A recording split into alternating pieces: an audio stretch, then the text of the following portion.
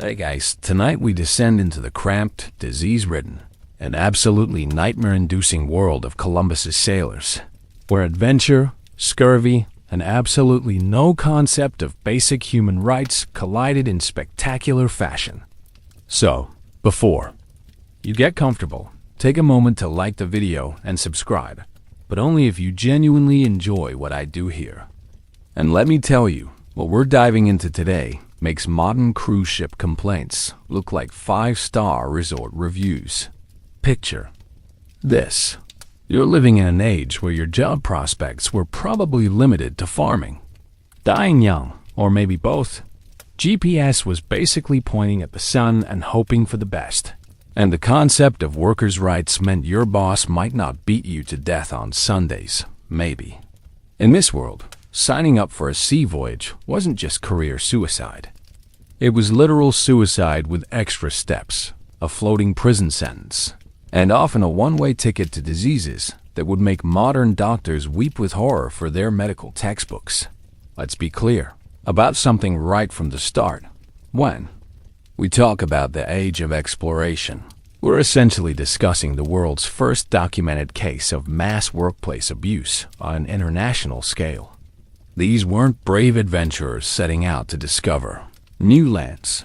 These were mostly desperate people who had run out of options, criminals avoiding jail time, and the occasional genuinely suicidal optimist who thought, you know what sounds fun?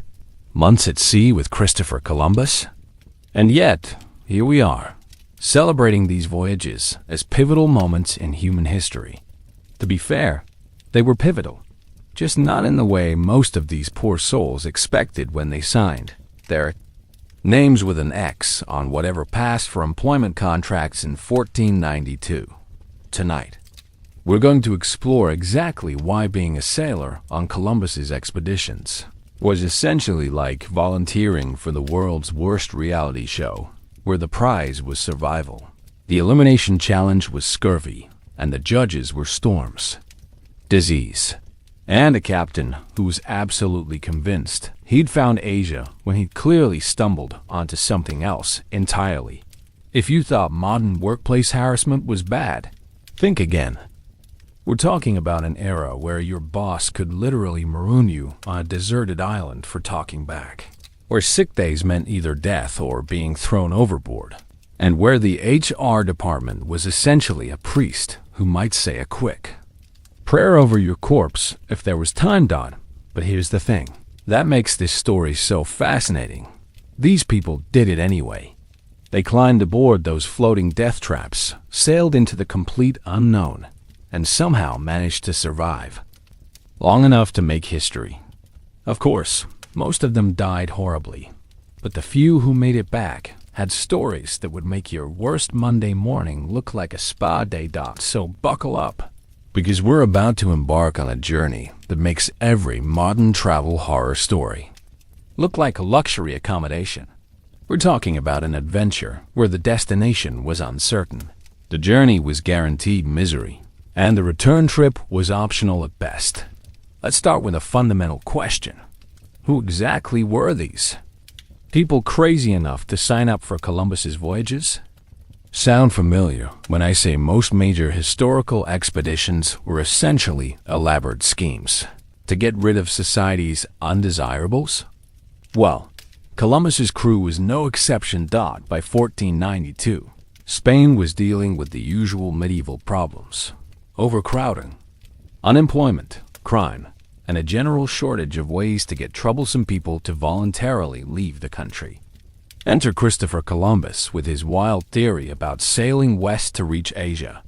To most reasonable people, this sounded like suicide with extra steps. To Queen Isabella and King Ferdinand, it sounded like a fantastic opportunity to export their problems across an ocean. Let's be honest about the recruitment process here. This wasn't exactly a job fair at the local university. Columbus didn't put up posters saying, "Seeking brave adventurers for exciting voyage of discovery." The reality was more like, "Desperate sea captain seeks anyone stupid or desperate enough to risk certain death for uncertain rewards." The core of Columbus's crew came from three main sources, and none of them inspire confidence. First, you had the genuine sailors, professional seamen who were either too desperate for work to say no or too drunk to read the fine print. These were the lucky ones, relatively speaking, because at least they knew which end of a rope to pull. Then you had the criminals. That's right.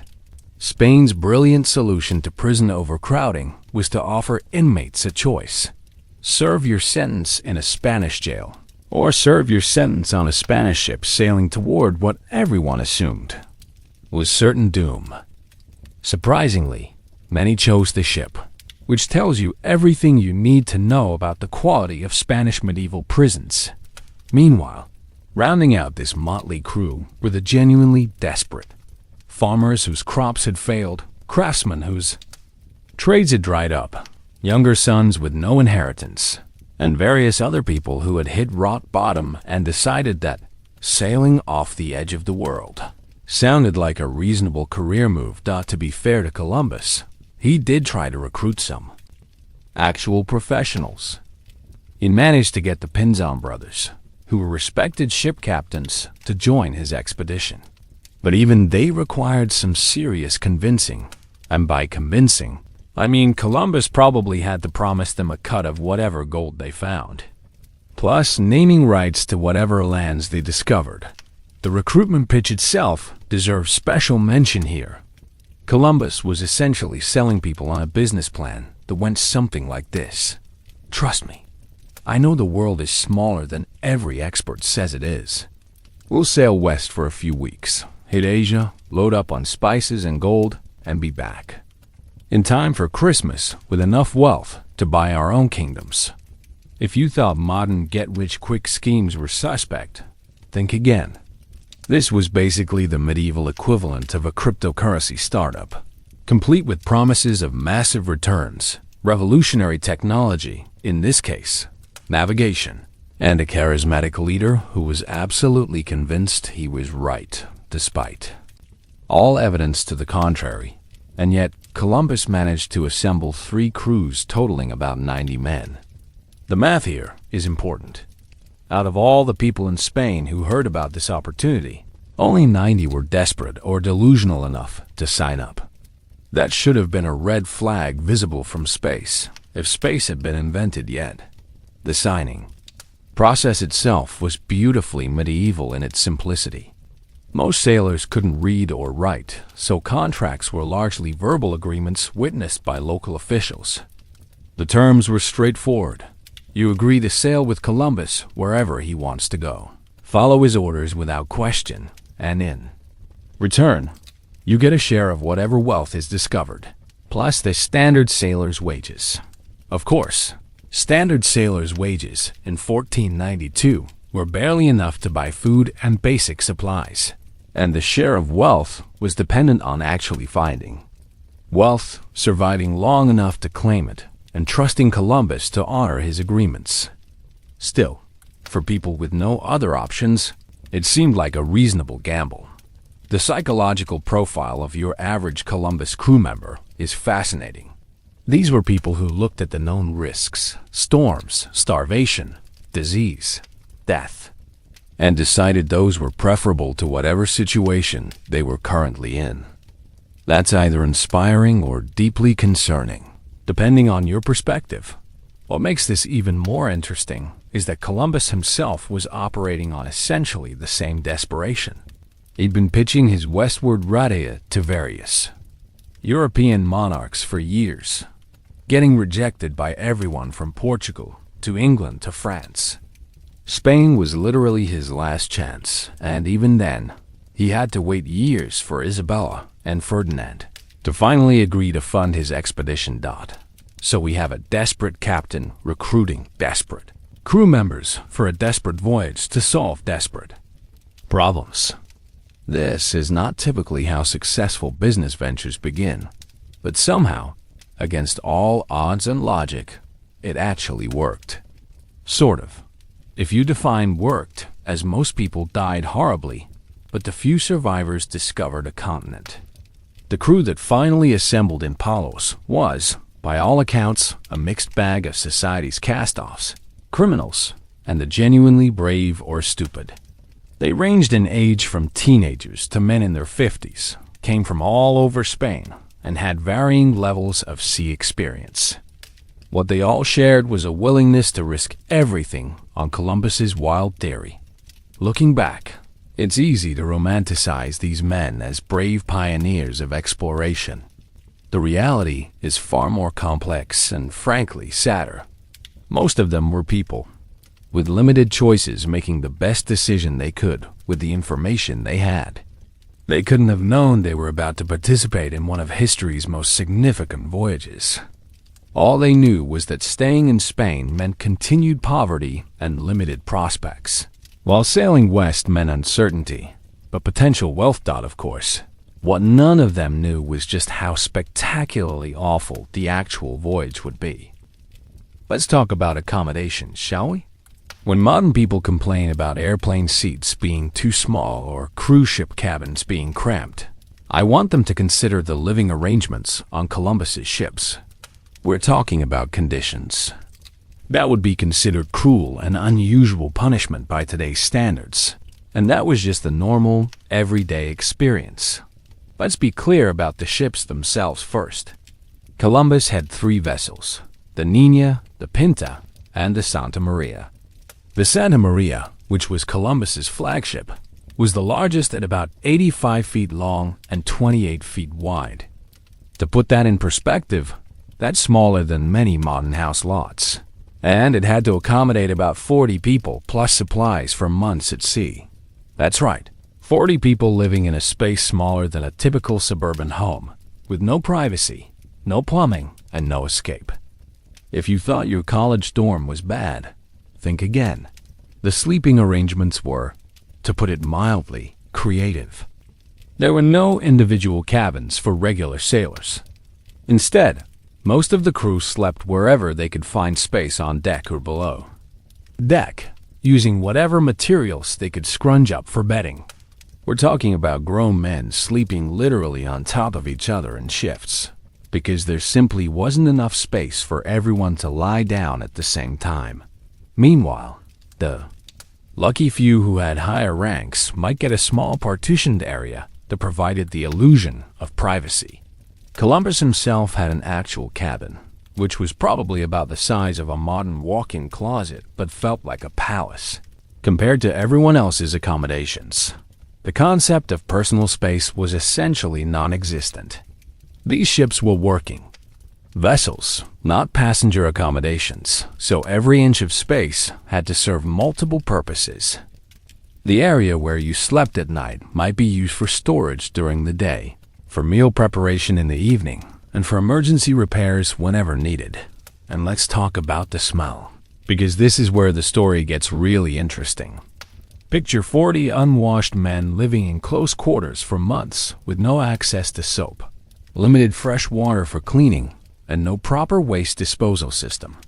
The ships had primitive toilets called heads that were basically holes over the side of the ship, but these were inadequate for the number of people aboard and completely unusable during storms. To be fair, medieval people were accustomed to what we would consider appalling hygiene standards, but even by those relaxed standards, ship life was notoriously awful.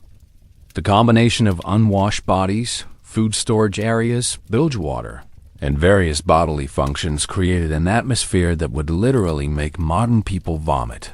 The storage situation was equally problematic. Everything had to be secured against the motion of the ship, which meant barrels, boxes, and supplies were crammed into every available space. Sailors often had to sleep on top of or between these storage containers, which made rest uncomfortable and dangerous during rough weather. Privacy was not just limited, it was completely non-existent. Every conversation could be overheard by dozens of people. Every personal moment was public, and every conflict became everyone's business. This created a social pressure cooker that would challenge even the most patient personalities. The lack of fresh air below deck was another serious problem. The ships had limited ventilation, and when hatches had to be closed during storms, the air quality became truly dangerous.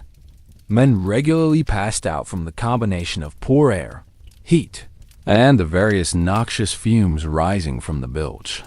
If you thought modern workplace stress was bad, imagine trying to maintain your sanity while living in a space roughly the size of a shipping container with 39 of your closest strangers, none of whom had bathed in months, all of whom were probably carrying various diseases, and several of whom were criminals who had chosen ship life over prison. The daily routine on these ships was designed around managing these impossible living conditions. Men were organized into watches that rotated sleeping and working shifts, partly for operational reasons, but mostly because there literally wasn't room for everyone to rest at the same time. Still, somehow, these crews managed to function as working units.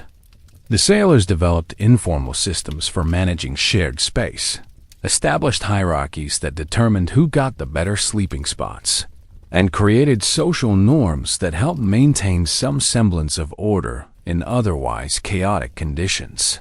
The psychological effects of these living conditions can't be understated.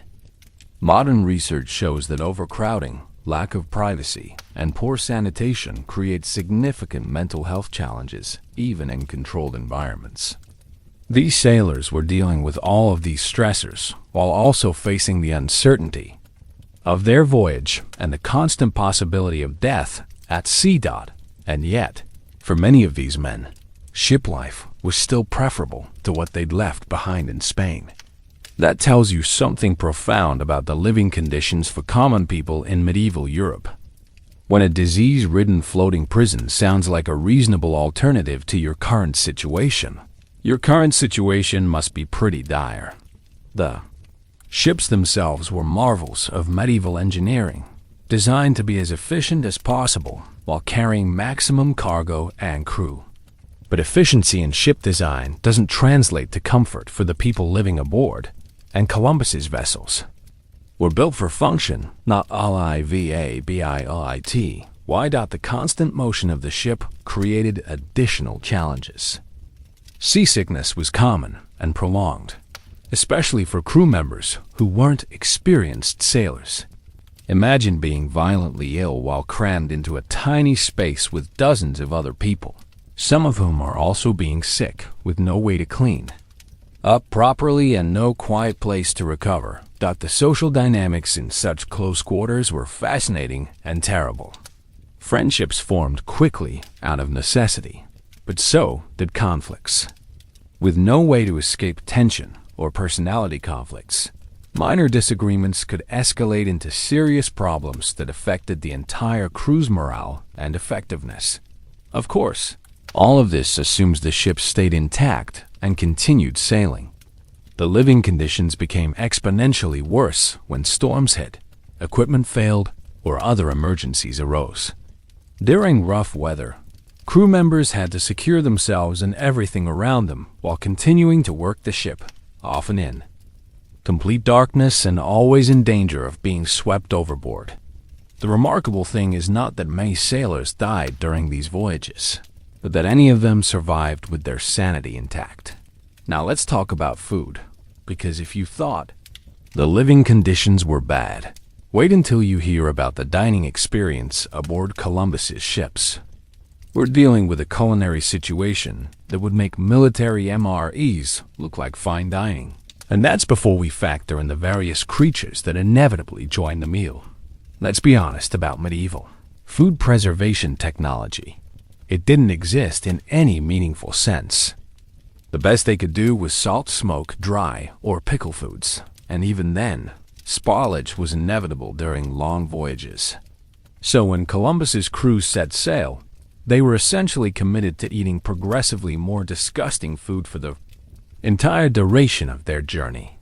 The basic ship's diet consisted of hardtack, a tooth-breaking type of hard bread, salted meat that was often already questionable when loaded, dried legumes, wine, and whatever fresh water they could carry.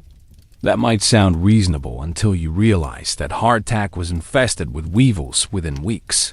The salted meat developed its own ecosystem of bacteria and parasites, and the water turned green and slimy almost immediately. By the time Columbus's expedition reached the Americas, their hardtack was more protein than grain, thanks to the various insects that had colonized it. Sailors developed techniques for eating in the dark so they couldn't see what they were consuming, or for banging their bread against the ship's hull to knock out the larger bugs before eating. That's right, these men were literally eating insect-infested food because it was better than starving. And they developed systematic methods for making bug bread slightly less revolting. If you thought your worst cafeteria experience was bad, think again. The salted meat deserves special mention here. This wasn't the carefully processed, safely preserved meat we might imagine. This was chunks of beef or pork that had been packed in barrels with salt and left to cure, often for months before the voyage even began. By the time sailors were eating it, the meat had taken on colors and textures that would horrify modern food safety inspectors. Meanwhile, the cooking facilities were essentially non-existent. Ships carried a sand-filled firebox where small fires could be built for cooking, but this was dangerous in rough weather and often couldn't be used at all during storms. Most food was eaten cold, which added another layer of unappetizing to an already challenging dining experience. The water situation was particularly dire.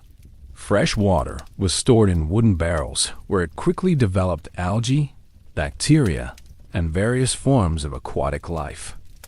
Sailors learned to strain their water through cloth to remove the larger chunks of whatever was growing in it, but this did little to improve the taste or safety. To be fair, wine was often safer to drink than water, which is why ships carried large quantities of it.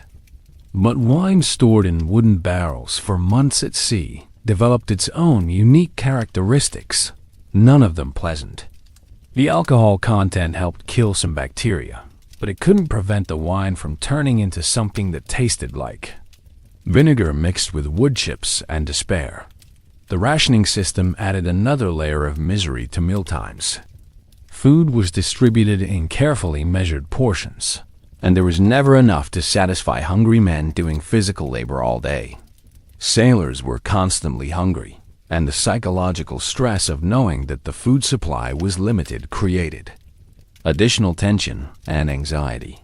If you thought modern diet restrictions were challenging, imagine being permanently hungry while surrounded by the ocean, knowing that your next meal consists of bug-infested bread and meat that may or may not be safe to eat. The mental discipline required to maintain morale under those conditions is almost unimaginable. The social aspects of eating aboard ship created their own problems. Meals were communal affairs where hierarchy determined who got the better portions and who ate first. This created ongoing resentment and conflict among crew members who were already stressed by the living conditions and uncertainty of their situation. Still, sailors developed creative ways to make their food more palatable. They learned to soak hardtack in wine or water to soften it and hide some of the flavor. They discovered which parts of spoiled meat were safest to eat and which should be avoided. They even found ways to cook fish they caught when they could catch any. The fishing situation provides an interesting glimpse into the ingenuity of desperate people. Ships didn't carry proper fishing equipment, but sailors improvised hooks from nails and lines from unraveled rope. Fresh fish was such a luxury that successful fishermen could trade their catch for better sleeping spots or extra wine rations. And yet, for all the horror of ship food, it was still better than starving. The sailors who complained the loudest about their meals were usually the ones who had experience with better food back home. The crew members who came from poverty were often grateful for regular meals. Even terrible ones. The cooking rotation was another source of conflict. Someone had to prepare what passed for food, and this job fell to whoever drew the short straw or had somehow offended the ship's officers. The cook was usually just another sailor with no particular culinary skills, trying to make edible meals from ingredients that were rapidly decomposing. The lack of fresh fruits and vegetables created predictable health problems, most notably scurvy. But in 1492, no one understood the connection between diet and disease. So sailors just accepted that long voyages meant sickness, weakness, and often death from mysterious ailments.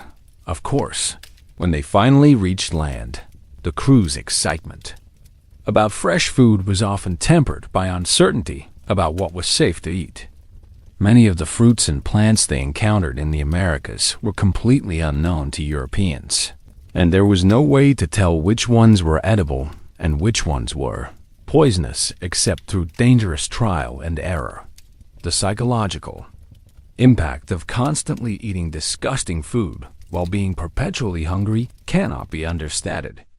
Modern research shows that poor nutrition directly affects mood, decision-making, and stress tolerance. These sailors were operating under severe nutritional stress while also dealing with all the other challenges of their voyage. Looking back, it's remarkable that any of Columbus's crews survived their dietary ordeal. The fact that they maintained enough strength and health to sail their ships, explore new lands, and eventually return to Spain speaks to both human resilience and the desperate measures people will take when facing the alternative of certain death. But we're not done with the health challenges yet. The food was just the beginning of their medical nightmare. Now we come to what might be the most horrifying aspect of life aboard Columbus's ships, the medical situation. When I say these, sailors had no access to proper health care. I don't mean they lacked health insurance or had to wait for appointments. I mean they were dealing with 15th century medicine, which was essentially a combination of superstition, prayer, and treatments that were often worse than the diseases they were supposed to cure. Let's be clear about the state of medical knowledge. In 1492, doctors still believed that illness was caused by bad air, imbalanced bodily humors, or divine punishment for sin. The concept of germs wouldn't be discovered for another several centuries, so medical treatment focused on things like bloodletting, purging, and various herbal remedies that range from useless to actively harmful. Columbus's ships didn't carry trained doctors. Instead, they had what passed for a ship surgeon, who was usually someone with basic knowledge of setting bones and amputating limbs, plus a collection of folk remedies that had been passed down through generations of sailors. These men meant well, but their medical training was roughly equivalent to what you might get from a weekend first aid course, except with more superstition and less actual knowledge. The medical supplies were equally primitive. Ships carried basic tools for surgery, essentially sharp knives and saws, plus various herbs and potions that were thought to have healing properties. There were no anesthetics, no antiseptics, and no understanding of infection control. Surgery was performed with dirty instruments, often in unsanitary conditions, with nothing but alcohol or wooden sticks to help patients manage the pain. That's right. If you needed major medical treatment aboard one of Columbus's ships, your options were to endure surgery while fully conscious, using instruments that had probably been used on other patients without being properly cleaned, performed by someone whose medical training consisted largely of, "I've seen this done before." 2. Be fair. Even the best medical care available in Europe at the time wasn't much better. The difference was that on land, you at least had access to more experienced practitioners, better facilities, and the possibility of getting second opinions. At sea, whatever the ship's surgeon decided was your only option. The diseases that plagued these voyages were both predictable and devastating. Scurvy was almost inevitable on long sea voyages, causing sailors' teeth to fall out, their wounds to refuse to heal, and their strength to gradually fade until they died. But since no one understood that scurvy was caused by vitamin C deficiency, The treatments focused on things like bloodletting and herbal purges that actually made the condition worse. Meanwhile, dysentery was a constant threat, spread by the unsanitary conditions and contaminated water supplies.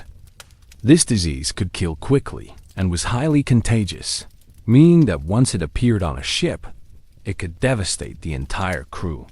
The treatment involved various attempts to dry out the patient's system, usually making them even more dehydrated and accelerating their death. If you thought modern stomach bugs were unpleasant, imagine dealing with severe dysentery while living in the cramped, unsanitary conditions of a 15th century ship, with no proper toilets, no clean water for washing, and no effective treatment except prayer and folk remedies that often made things worse. Injuries were another major concern. Working on a sailing ship involved constant interaction with heavy ropes, sharp tools, and dangerous machinery, all while dealing with the unpredictable motion of the vessel. Broken bones, cuts, burns, and various crushing injuries were common, and the treatment options were limited and often barbaric. The amputation saw was probably the ship surgeon's most important tool, because when injuries became infected, which they almost always did, cutting off the affected limb was often the only way to save the patient's life. These procedures were performed without anesthesia, often with the patient held down by other crew members, and with no understanding of sterile technique. Still, somehow, some sailors survived these medical ordeals. The human body's ability to heal itself, combined with pure luck and the occasional effectiveness of folk remedies, meant that not every medical emergency was a death sentence. But the survival rate was low enough that getting sick or injured at sea was essentially a coin flip with death. The psychological aspects of dealing with medical emergencies at sea were almost as traumatic as the physical aspects. Crew members had to watch their friends and colleagues suffer and die from diseases and injuries that might have been treatable on land. The constant awareness that you were one accident or illness away from death created ongoing stress and anxiety. And yet, these sailors developed their own informal medical knowledge through experience. They learned which herbs seemed to help with certain conditions, how to set broken bones, and how to care for sick shipmates. This knowledge was shared informally and passed down from experienced sailors to newcomers, creating a folk medicine tradition that was often more practical than the official medical treatments of the time. The social dynamics around illness and injury were complex. Sick crew members were still expected to work if they could possibly function, because there was no one else to take their place. But crews also understood that their survival depended on everyone's health, so there was usually some effort to care for sick colleagues when possible. Of course, there were limits to this solidarity. If someone became too sick to work and their condition seemed hopeless, they might be given minimal care while resources were focused on crew members who had better chances of recovery. These were brutal calculations that no one wanted to make. But survival at sea often required harsh pragmatism. The religious aspects of medical care were significant, since many people believed that illness was divine punishment or testing. Treatment often involved prayer, confession, and various religious rituals alongside whatever physical remedies were available. Ship chaplains, when present, served as both spiritual counselors and informal medical advisors. The lack of medical privacy was another challenge. In the cramped conditions aboard ship, everyone knew when someone was sick, what their symptoms were, and how their treatment was progressing. This created additional stress for patients who might have preferred to suffer in private. Looking back, it's remarkable that any of Columbus's sailors survived their medical challenges. The combination of poor nutrition, unsanitary conditions, dangerous work, primitive medical knowledge, and limited treatment options created a perfect storm of health hazards that would challenge even modern medicine. But somehow, enough crew members stayed healthy enough to keep the ships functioning and complete their historic voyages. Whether this was due to luck, natural selection, or the sheer determination of desperate people is hard to say, but their survival under these conditions speaks to both human resilience and the power of necessity to overcome seemingly impossible odds. Let's talk about the day-to-day realities of life aboard Columbus's ships, because if you thought the food, housing, and medical care were challenging, wait until you hear about everything else these sailors had to deal with on a regular basis. We're talking about a workplace where your daily concerns included natural disasters, potential murder by your colleagues, and navigation techniques that were essentially educated guessing with life or death consequences. By 1492, sailing technology had advanced to the point where ocean voyages were theoretically possible, but that doesn't mean they were safe or predictable. Columbus and his crews were essentially flying blind into unknown waters, using navigation methods that worked reasonably well for coastal sailing, but were completely inadequate for transoceanic voyages. Let's be honest about medieval navigation. It was basically a combination of looking at the sun, checking the wind direction, and hoping for the best. Columbus had a compass, which was relatively new technology at the time, and he could calculate latitude using celestial observations. But longitude was essentially guesswork, and there were no accurate maps of the areas he was trying to reach. Because, well, no European had ever been there before. The daily routine of navigation involved constant calculations and corrections, based on limited information. Columbus kept detailed logs of their course, speed, and distance traveled. But these calculations were often wrong because he was working with incomplete data and imperfect instruments. The crew had to trust their lives to these estimates while sailing through completely uncharted waters. That's right. These men were risking everything on navigation techniques that were roughly equivalent to using Google Maps with a broken GPS signal while driving through a country that doesn't appear on any map.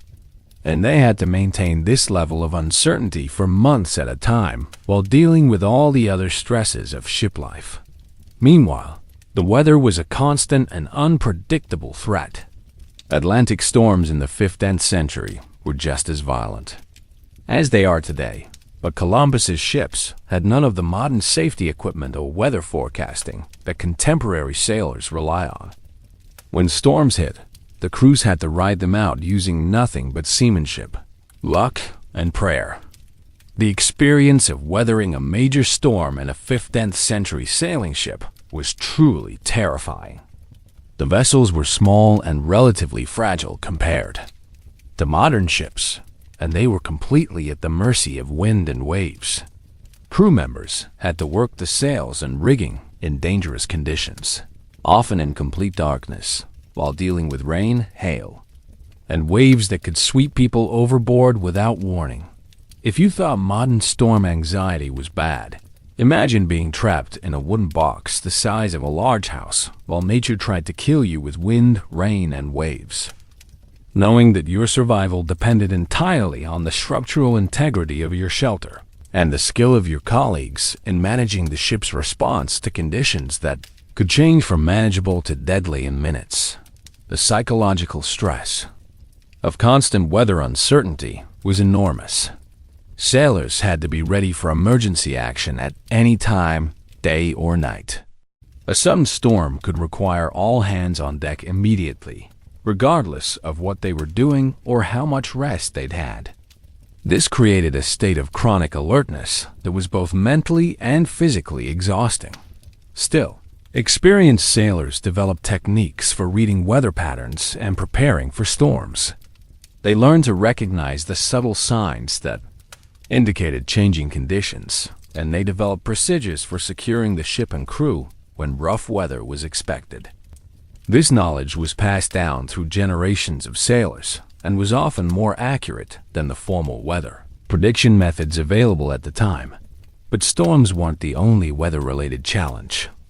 The doldrums, areas of calm water with little wind, could be equally dangerous in different ways. Ships could be becalmed for weeks, making no progress, while supplies dwindled and crew morale deteriorated. These periods of forced inactivity were particularly challenging because they gave sailors too much time to think about their situation and contemplate mutiny. And yet, mutiny was a constant underlying threat throughout Columbus's voyages.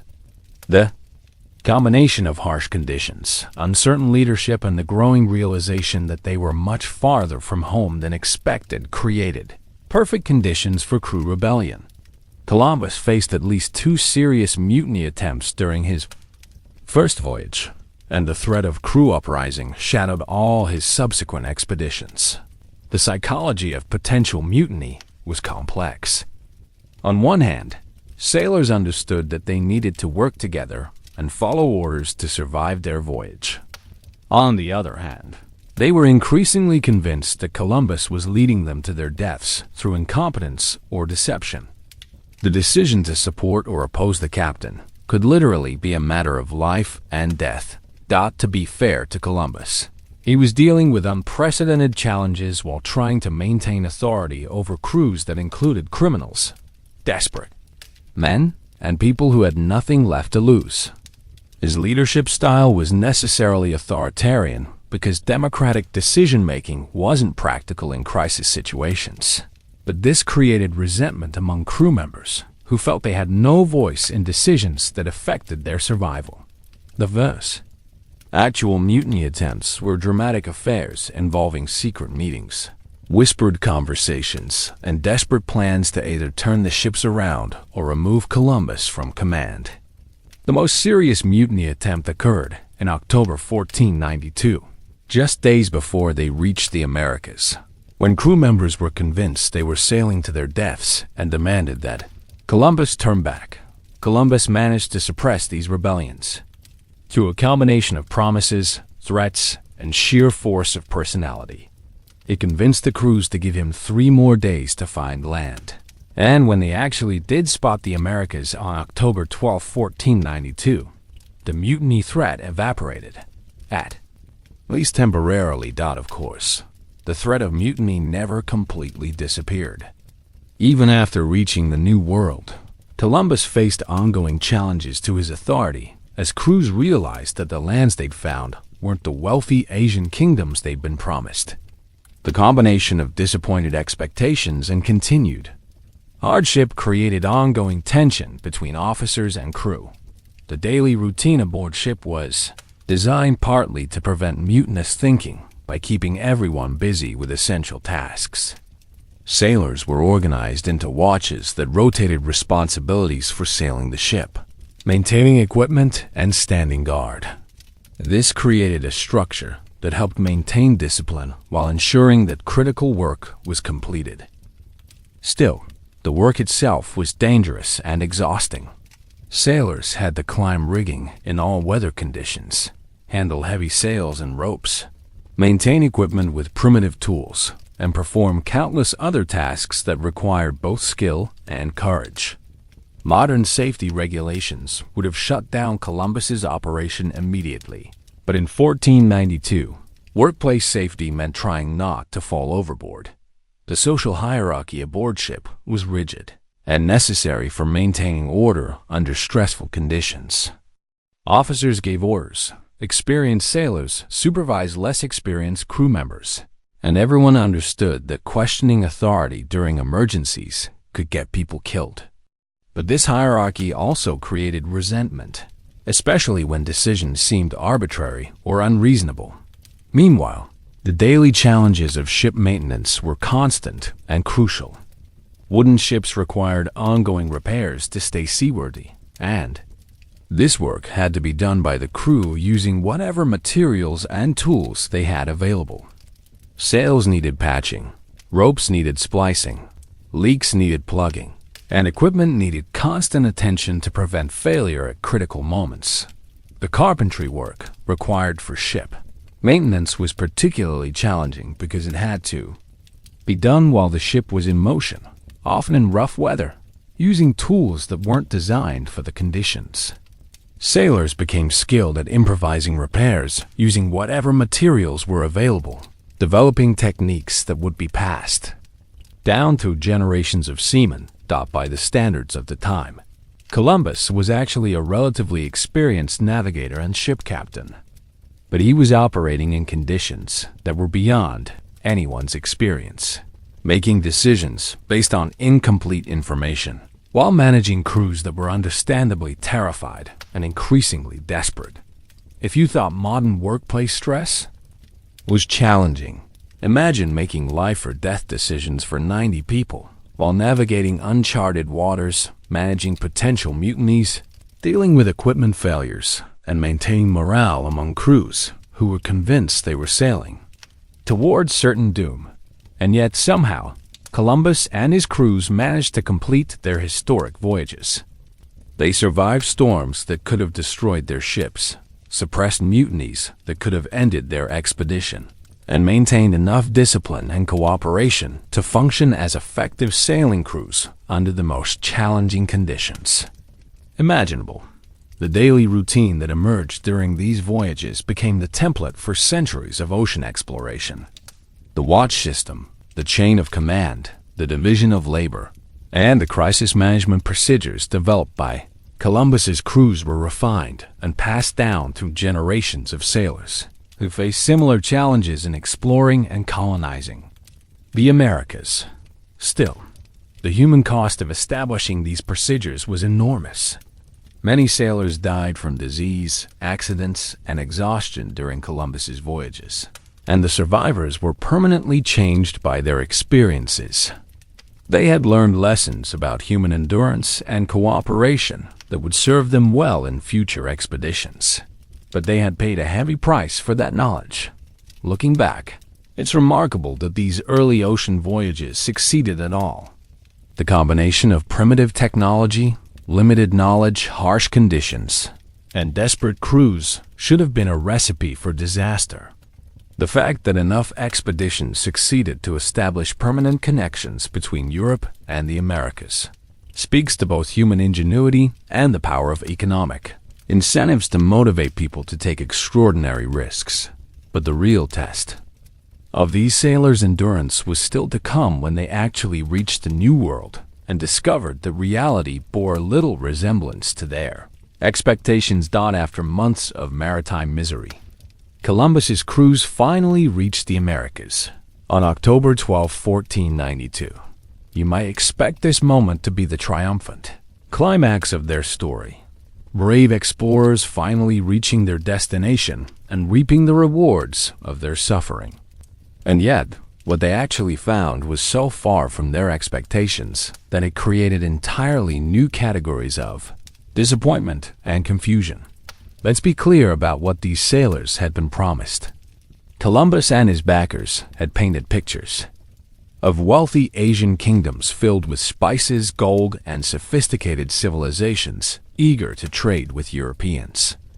The recruitment pitch had essentially been, endure a few months of hardship, and you'll be rich beyond your wildest dreams, trading with the great Khan of Cathay, and loading your ships with oriental treasures.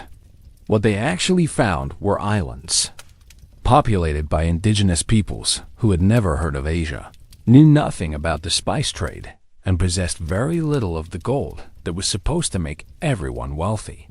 It was like expecting to find Las Vegas and instead discovering a small farming community that had never heard of casinos.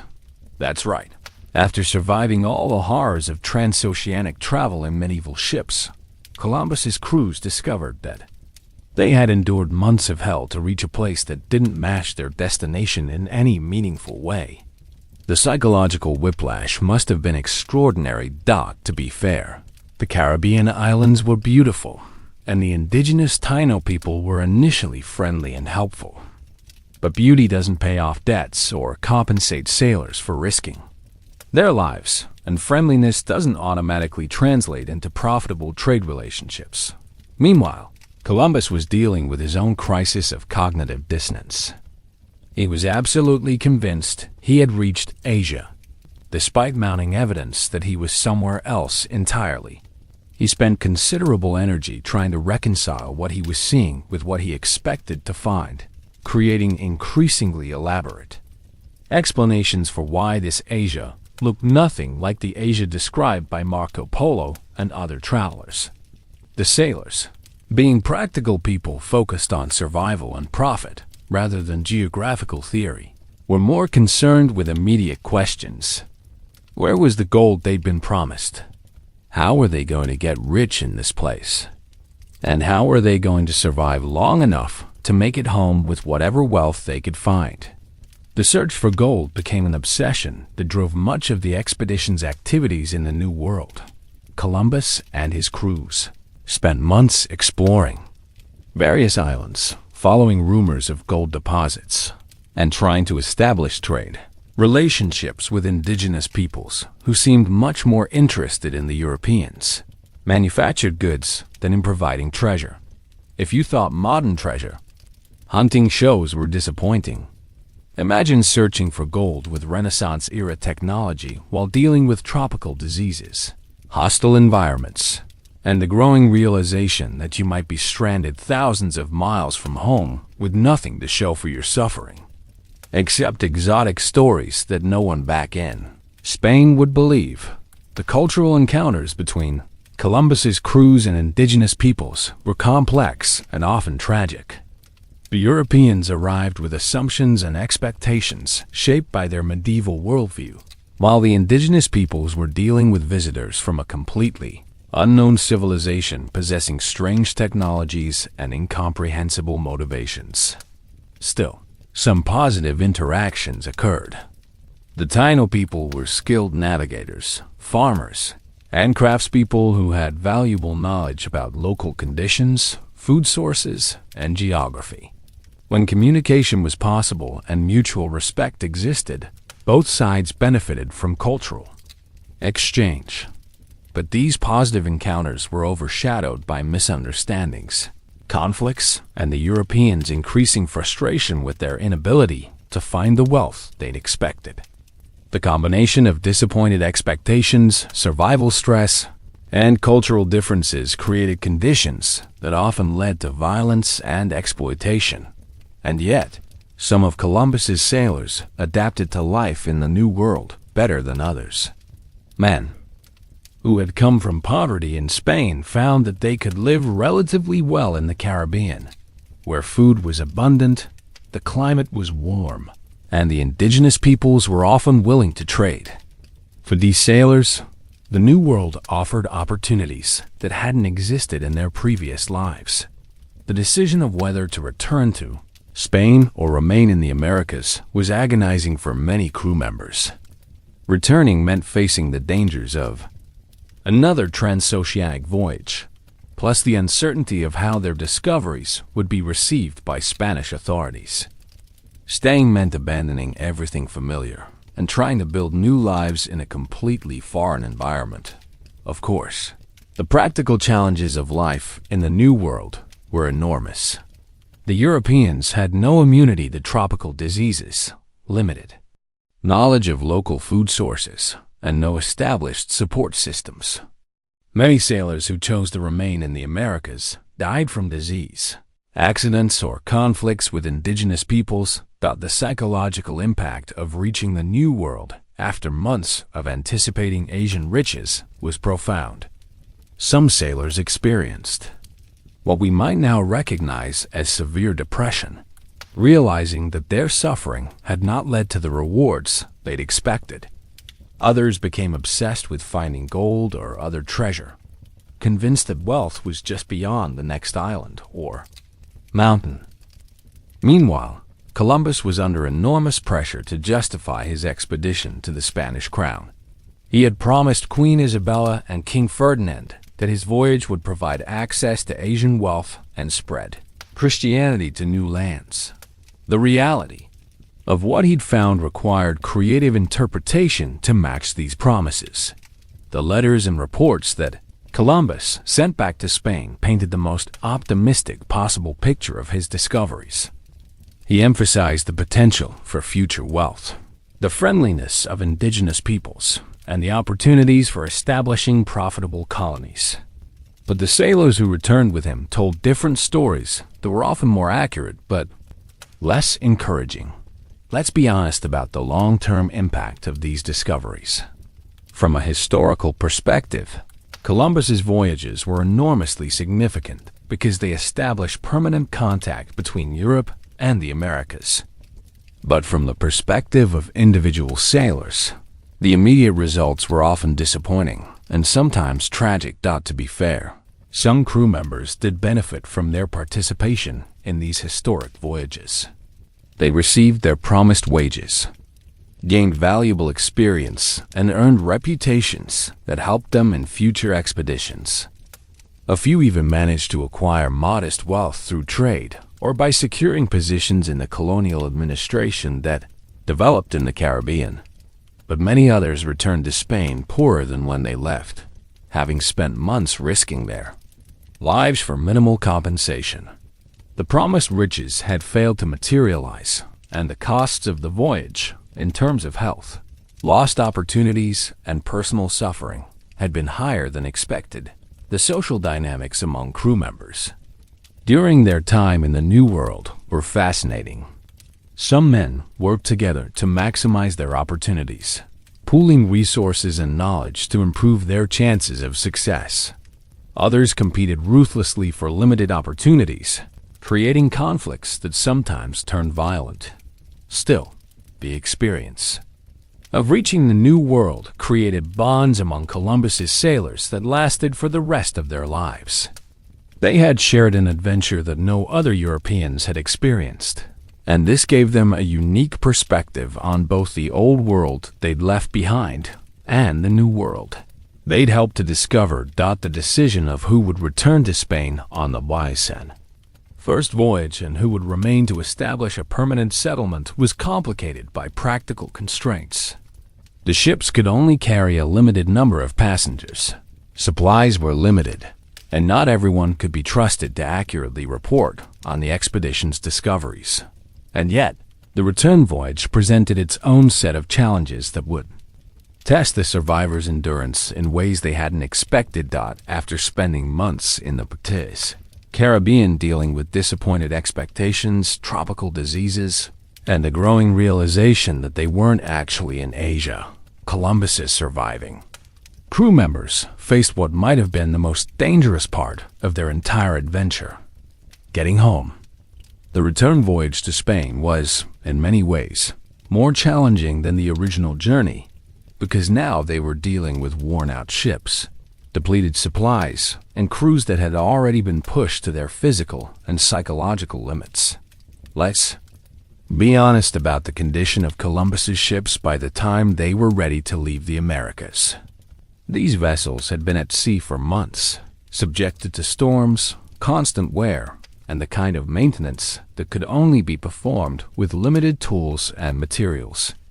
The hulls were leaking, the sails were patched and repatched, and the rigging was held together with improvised repairs that would horrify any modern marine safety inspector. The Santa Maria, Columbus's flagship, never made it home at all. She ran aground on Christmas Day 1492 and had to be abandoned, leaving Columbus to complete his return voyage on the much smaller Ninu. This meant that the remaining crew members had to squeeze into even more cramped conditions for the journey home, carrying not just themselves, but also whatever evidence of their discoveries they could manage to transport. That's right. After months of living in conditions that would challenge medieval prisoners, the surviving sailors now had to endure even worse overcrowding while crossing the Atlantic in ships that were literally falling apart. If you thought the original voyage was uncomfortable, the return trip was like trying to get home in a car that's missing doors, leaking oil, and making strange noises that suggest imminent mechanical failure. Meanwhile, the supply situation was even more desperate than it had been on the outbound voyage. The crews had consumed most of their original provisions, and while they had acquired some new food sources in the Americas, these weren't necessarily suitable for a long ocean voyage. They were essentially trying to cross the Atlantic with whatever supplies they could scrape together, while hoping their patched-up ships would hold together long enough to reach Europe by February 1493. The return voyage was turning into a nightmare. That made the original journey look like a pleasure cruise. The ships encountered severe storms that separated them and threatened to sink vessels that were already on the verge of structural failure. The crews, already weakened by months of hardship, had to work around the clock to keep their ships afloat. While battling weather conditions that would challenge modern vessels, to be fair, Columbus proved to be a skilled navigator during the return voyage, successfully finding his way back across the Atlantic using dead reckoning and celestial navigation. But even his navigational skills couldn't compensate for the deteriorating condition of his ships and the exhaustion of his crews. The psychological stress of the return voyage was enormous. The sailors had survived the unknown dangers of sailing into uncharted waters, but now they had to survive known dangers while traveling in ships that might not be seaworthy. They could see home on their charts, but they couldn't be sure they would live to reach it. If you thought the anticipation of reaching unknown lands was stressful, imagine the agony of being within theoretical reach of home while dealing with ships that were taking on water, supplies that were running dangerously low, and weather conditions that could kill you within sight of salvation. The crew of the Nina, which included Columbus and most of the surviving officers, faced particularly severe challenges. Their ship was overloaded with people and cargo, and they encountered storms so violent that even experienced sailors thought they were going to die. Columbus later wrote that the waves were so high they blocked out the sun, and the wind was so strong it was impossible to communicate except through gestures. Still, somehow they managed to keep their ship afloat and continue sailing towards Spain. The combination of desperation, skill, and sheer luck that kept them alive during these final weeks of their voyage speaks to both human resilience and the random nature of survival at sea. And yet, even reaching European waters didn't guarantee safe arrival. The Nina was forced to make an emergency stop in Portugal, where Columbus and his crew were detained by Portuguese authorities, who were suspicious of Spanish exploration in areas they considered part of their sphere of influence. After months of mortal danger, the survivors found themselves dealing with international politics and diplomatic complications. The Portuguese detention was brief, but nerve-wracking for crew members who just wanted to get home and collect whatever rewards awaited them. They had survived storms, disease, potential mutiny, and the challenges of exploration, only to be held up by bureaucratic complications within sight of their destination. Of course, when they finally reached Spain in March 1493, the reception was somewhat mixed. Columbus was celebrated as a successful explorer who had found new lands for the Spanish crown, but the sailors' experiences were more complicated. They had survived an historic voyage, but they hadn't found the Asian riches they'd been promised, and many of them were in poor health after months of hardship. The debriefing process was extensive, as Spanish officials tried to understand exactly what Columbus and his crews had discovered, and what the implications might be for future exploration and colonization. The sailors found themselves being questioned extensively about their experiences, the lands they'd visited, and the peoples they'd encountered. Let's be clear about the rewards that awaited the surviving sailors. While Columbus received titles, honors, and the promise of future wealth, the common sailors received their contracted wages, plus modest bonuses for their participation in the historic voyage. For men who had risked their lives and endured months of hardship, the compensation was adequate, but not life-changing. That's right. After surviving one of history's most significant voyages of exploration, most of Columbus's sailors returned to their previous lives with nothing more than their wages, some exotic stories, and the satisfaction of having participated in world-changing events. The great wealth they'd been promised remained elusive, and many of them would sign up for subsequent voyages in hopes of finally achieving the prosperity that had motivated their original participation. To be fair, some sailors did benefit significantly from their participation in Columbus's first voyage. They gained valuable experience that made them attractive candidates for future expeditions, and a few managed to secure positions in the colonial administration that was developing in the Americas. But these success stories were exceptions rather than the rule. Meanwhile, the physical and psychological toll of the voyage had lasting effects on many survivors. Months of poor nutrition, disease, and stress had damaged their health in ways that would affect them for the rest of their lives. Some never fully recovered from the tropical diseases they'd contracted in the Caribbean, and others struggled with what we might now recognize as post-traumatic stress from their experiences. The social reintegration of Columbus's sailors was also challenging. They had experienced things that no other Europeans had seen, and their stories were often met with skepticism or disbelief. The gap between their extraordinary experiences and the ordinary lives they returned to created ongoing psychological challenges. Still, many of these men would participate in subsequent voyages to the Americas, either with Columbus or with other explorers. Despite the hardships they'd endured, the possibility of future wealth and adventure continued to motivate them to risk their lives on transoceanic expeditions.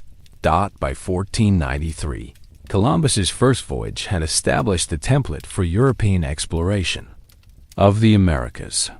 The challenges his crews had faced, navigation difficulties, supply problems, disease, cultural conflicts, and the gap between expectations and reality would be repeated in hundreds of subsequent expeditions over the following centuries. If you thought modern career changes were stressful, imagine returning from a voyage that had changed world history only to discover that your personal circumstances hadn't improved much, and your most marketable skill was now survival under impossible conditions during transoceanic exploration. And yet, the survivors of Columbus's first voyage had achieved something extraordinary. They had proven that transoceanic exploration was possible, established contact between Europe and the Americas, and gained knowledge that would benefit future generations of explorers and colonists. Their suffering had not been in vain, even if the immediate rewards were less than they'd hoped. Looking back, the return voyage was perhaps the most dangerous part of Columbus's first expedition. The crews were already weakened by months of hardship. The ships were in poor condition, and the supplies were inadequate. The fact that anyone survived the journey home speaks to both human resilience and the random nature of survival under extreme conditions. But for those who did make it home, their adventure was just beginning to have its full impact on world history. Now let's dive into something that doesn't get nearly enough attention when we talk about Columbus's voyages: the sheer psychological horror of sailing into the complete unknown for months at a time.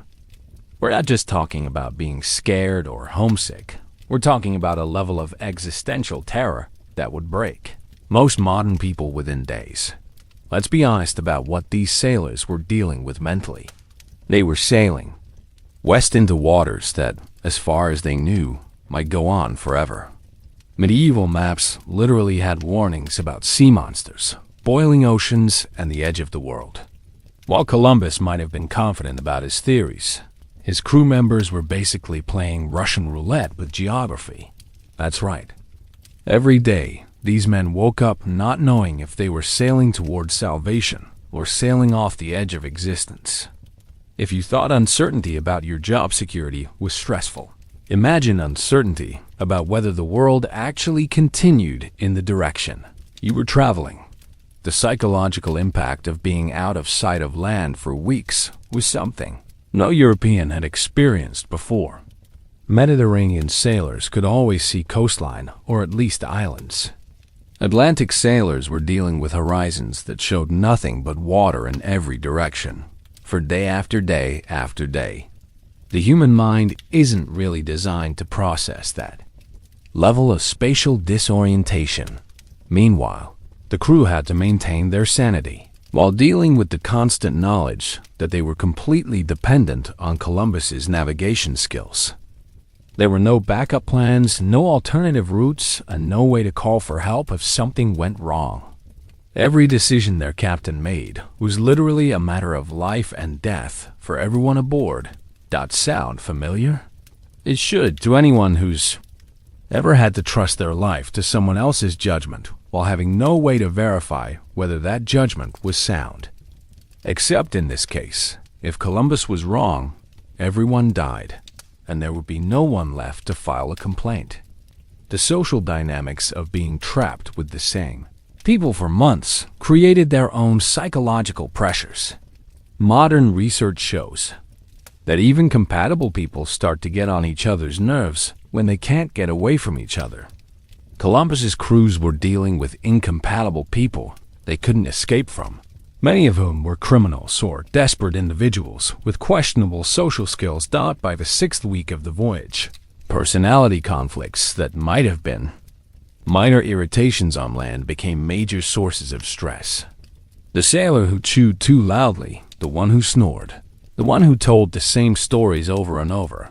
These people became psychological torture devices in the confined space of a ship. To be fair, humans are remarkably adaptable, and the crews did develop coping mechanisms. They created informal hierarchies, established unwritten rules about personal space and behavior, and found ways to give each other the minimal privacy that was possible in such cramped conditions. But the stress was constant and cumulative. If you thought open-plan offices were psychologically challenging, imagine an open-plan office that's also your bedroom, your dining room, your bathroom, and your entire world, populated by people you didn't choose to live with. Floating in the middle of an ocean that might not have an end, the concept of time became warped during these long voyages. Without familiar landmarks or daily routines tied to land-based activities, sailors lost track of days and weeks. The ship's routine provided some structure, but the monotony of ocean travel made every day blend into the next in ways that were psychologically disorienting. Still, some sailors found the ocean's vastness spiritually moving rather than terrifying. Men who had lived their entire lives in crowded, dirty medieval towns discovered a kind of peace in the endless horizons and the rhythm of the waves. For them, the voyage provided a strange form of meditation, even if it was involuntary. And yet, even these philosophical sailors had to deal with the practical psychological challenges of their situation. The constant uncertainty about food supplies, the awareness that any serious injury could be fatal, and the knowledge that they were completely cut off from everything familiar created ongoing stress that affected everyone's mental health. The religious implications of their voyage added another layer of psychological complexity. Many sailors genuinely believed they might be sailing toward the edge of God's creation, or into waters that were forbidden to humans. The theological questions raised by their expedition were as challenging as the practical ones. Of course, Columbus himself was dealing with his own psychological pressures. He had to maintain confidence and authority while privately dealing with the same uncertainties and fears as his crew. The responsibility of leadership under those conditions must have been almost unbearable. The decision-making process during the voyage was fascinating from a psychological perspective. Columbus had to balance his theoretical knowledge against the practical concerns of his crew, make life or death choices based on incomplete information, and maintain morale while acknowledging the very real dangers they faced. Meanwhile, the crew members were constantly evaluating their captain's decisions, trying to determine whether he knew what he was doing or was leading them all to their deaths. This created a psychological tension that pervaded every aspect of life aboard the ships. Let's be clear about the sleep situation, because chronic sleep deprivation was a major factor in the crew's psychological state. The combination of uncomfortable sleeping conditions, the constant motion of the ship, the noise of wind and waves, and the stress of their situation meant that no one was getting quality rest. Modern research shows that sleep deprivation severely impacts judgment, emotional regulation, and stress tolerance. Columbus's crews were operating under conditions that would impair their psychological functioning even under the best circumstances. And their circumstances were far from the best. The dreams and nightmares experienced by the crew members during their few hours of rest were reportedly intense and often disturbing. Men who had never experienced the psychological stress of ocean travel found themselves having vivid dreams about drowning, sea monsters, or simply falling off the edge of the world. That's right. Even their sleep provided no relief from the psychological torture of their situation. They would wake up from nightmares, only to discover that their waking reality was almost as stressful as their dreams dawed by the time they'd been at sea for 2 months. Many crew members were showing signs of what we might now recognize as severe anxiety disorders, depression, and other stress-related mental health problems. They were jumpy, irritable, and prone to emotional outbursts that were completely out of proportion to minor triggers. If you thought modern anxiety was challenging, imagine anxiety that's completely rational because you actually are immortal.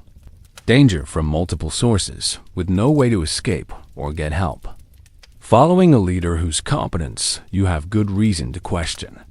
The hallucinations and delusions experienced by some crew members were probably caused by a combination of stress, sleep deprivation, poor nutrition, and the sensory monotony of ocean travel. Men reported seeing islands that weren't there, hearing voices calling from the water, and experiencing visual distortions that made them question their own sanity.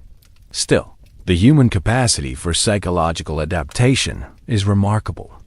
The crews gradually developed mental strategies for coping with their situation, finding ways to maintain hope and purpose even under the most challenging conditions. They created meaning out of meaninglessness and found reasons to continue even when continuation seemed pointless. And yet, the psychological scars of the voyage lasted long after the physical journey ended. Many of Columbus's sailors never fully recovered from the mental trauma of their experience, struggling for years with what we might now recognize as post-traumatic stress disorder. The social support systems that developed among the crew were crucial to their psychological survival. Men who had started the voyage as strangers became closer than family, bound together by shared experience and mutual dependence in ways that transcended normal social relationships. Of course, these same intense relationships could become sources of conflict when personalities clashed or when the stress became too much to bear. The psychological pressure cooker of ship life could turn minor disagreements into major feuds that threatened the entire expeditions. Success. The psychological impact of finally sighting land after months at sea was reportedly overwhelming. Grown men wept with relief, and some crew members had difficulty believing that they had actually reached their destination rather than experiencing another hallucination. Meanwhile, the psychological adjustment to life in the new world presented its own challenges. After months of psychological preparation for death or disaster, the crew had to rapidly adapt to the reality of successful exploration and the complex challenges of cultural contact with indigenous peoples. Looking back, the psychological dimensions of Columbus's voyages were probably as challenging as the physical hardships. The mental strength required to complete these journeys speaks to both human resilience and the extraordinary circumstances that can bring out capabilities people didn't know they possessed. But the psychological warfare of endless ocean was just one aspect of the broader nightmare that was life aboard these ships. Now, let's talk money. Because underneath all the noble rhetoric about exploration and discovery, Columbus's voyages were fundamentally business ventures designed to generate profit for investors. And like most business ventures involving desperate workers and powerful backers, the distribution of rewards was spectacularly unfair. Let's be honest about the financial arrangements that sent these ships to sea. Queen Isabella and King Ferdinand weren't funding Columbus out of scientific curiosity or humanitarian concern. They were investing in what they hoped would be a profitable new trade route that would give Spain a competitive advantage over Portugal and other European powers. The economics of exploration in 1492 were brutal and straightforward. The Spanish crown provided the initial investment, ships, supplies, and wages for the crew, in exchange for the majority of any wealth discovered. Columbus received a percentage as expedition leader, plus various titles and privileges that could be financially valuable if the voyage succeeded. The crew members received their wages and small shares of any treasure found, assuming they survived to collect them. That's right, the people taking the greatest risks, the sailors who were literally risking their lives, were guaranteed the smallest rewards, while the people taking the smallest risks, the investors who stayed safely in Spain, were guaranteed the largest profits. Sound familiar? It should. To anyone who's ever worked for a company where the people doing the actual work get paid less than the people managing the people doing the work. Meanwhile, the wage structure aboard Columbus's ships reflected medieval social hierarchies in ways that would make modern labor organizers weep with frustration. Officers received significantly higher pay than common sailors, even though everyone faced the same risks of death, disease, and disaster. Experience and social status determined compensation more than actual contribution to the voyage's success, not by the standards of the time. Columbus's crews were actually paid reasonably well, assuming they lived to collect their wages. The problem was that reasonably well in 1492 meant barely enough to survive, and the bonuses promised for discovering wealth were dependent on actually finding wealth, which turned out to be much more difficult than the promotional materials had suggested. To be fair, the Spanish crown did honor most of its financial commitments to Columbus and his crews, at least initially.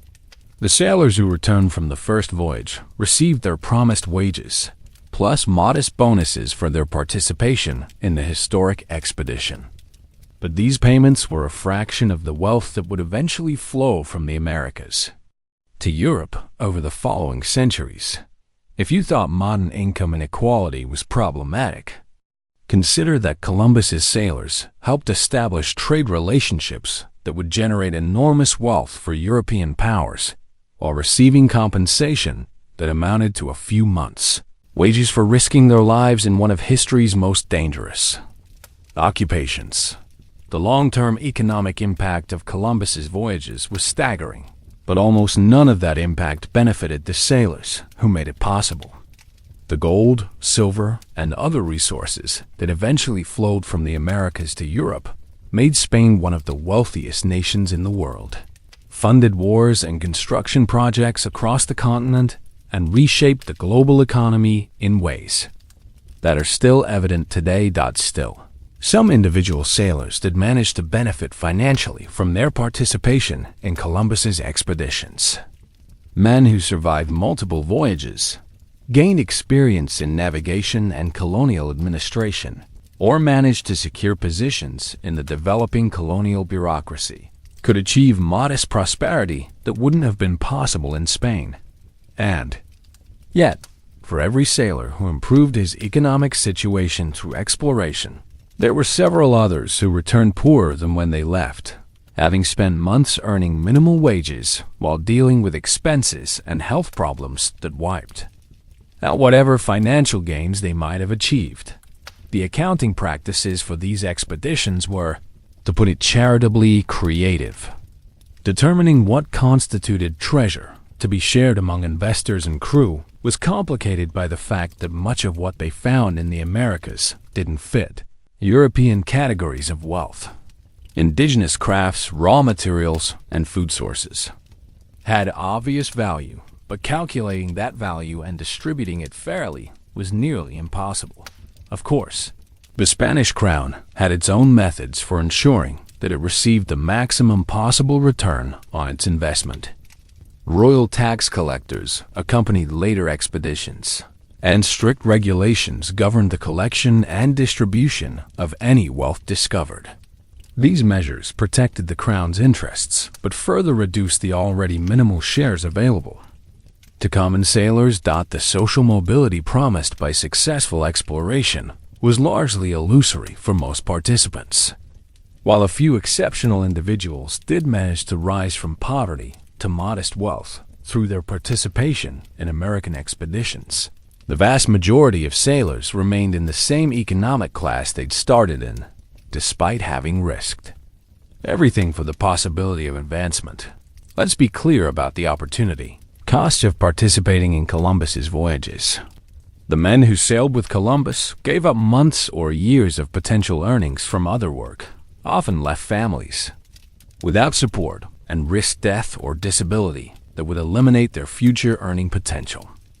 The economic calculation only made sense if the rewards from exploration were substantial, which they usually weren't for individual sailors. Meanwhile, the investors who funded these expeditions, the Spanish crown, wealthy merchants, and other backers, were able to diversify their risks across multiple voyages and ventures.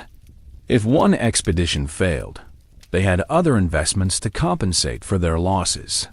The sailors had no such diversification. They were betting everything on a single voyage. The insurance industry, such as it was in 1492, didn't extend to common sailors.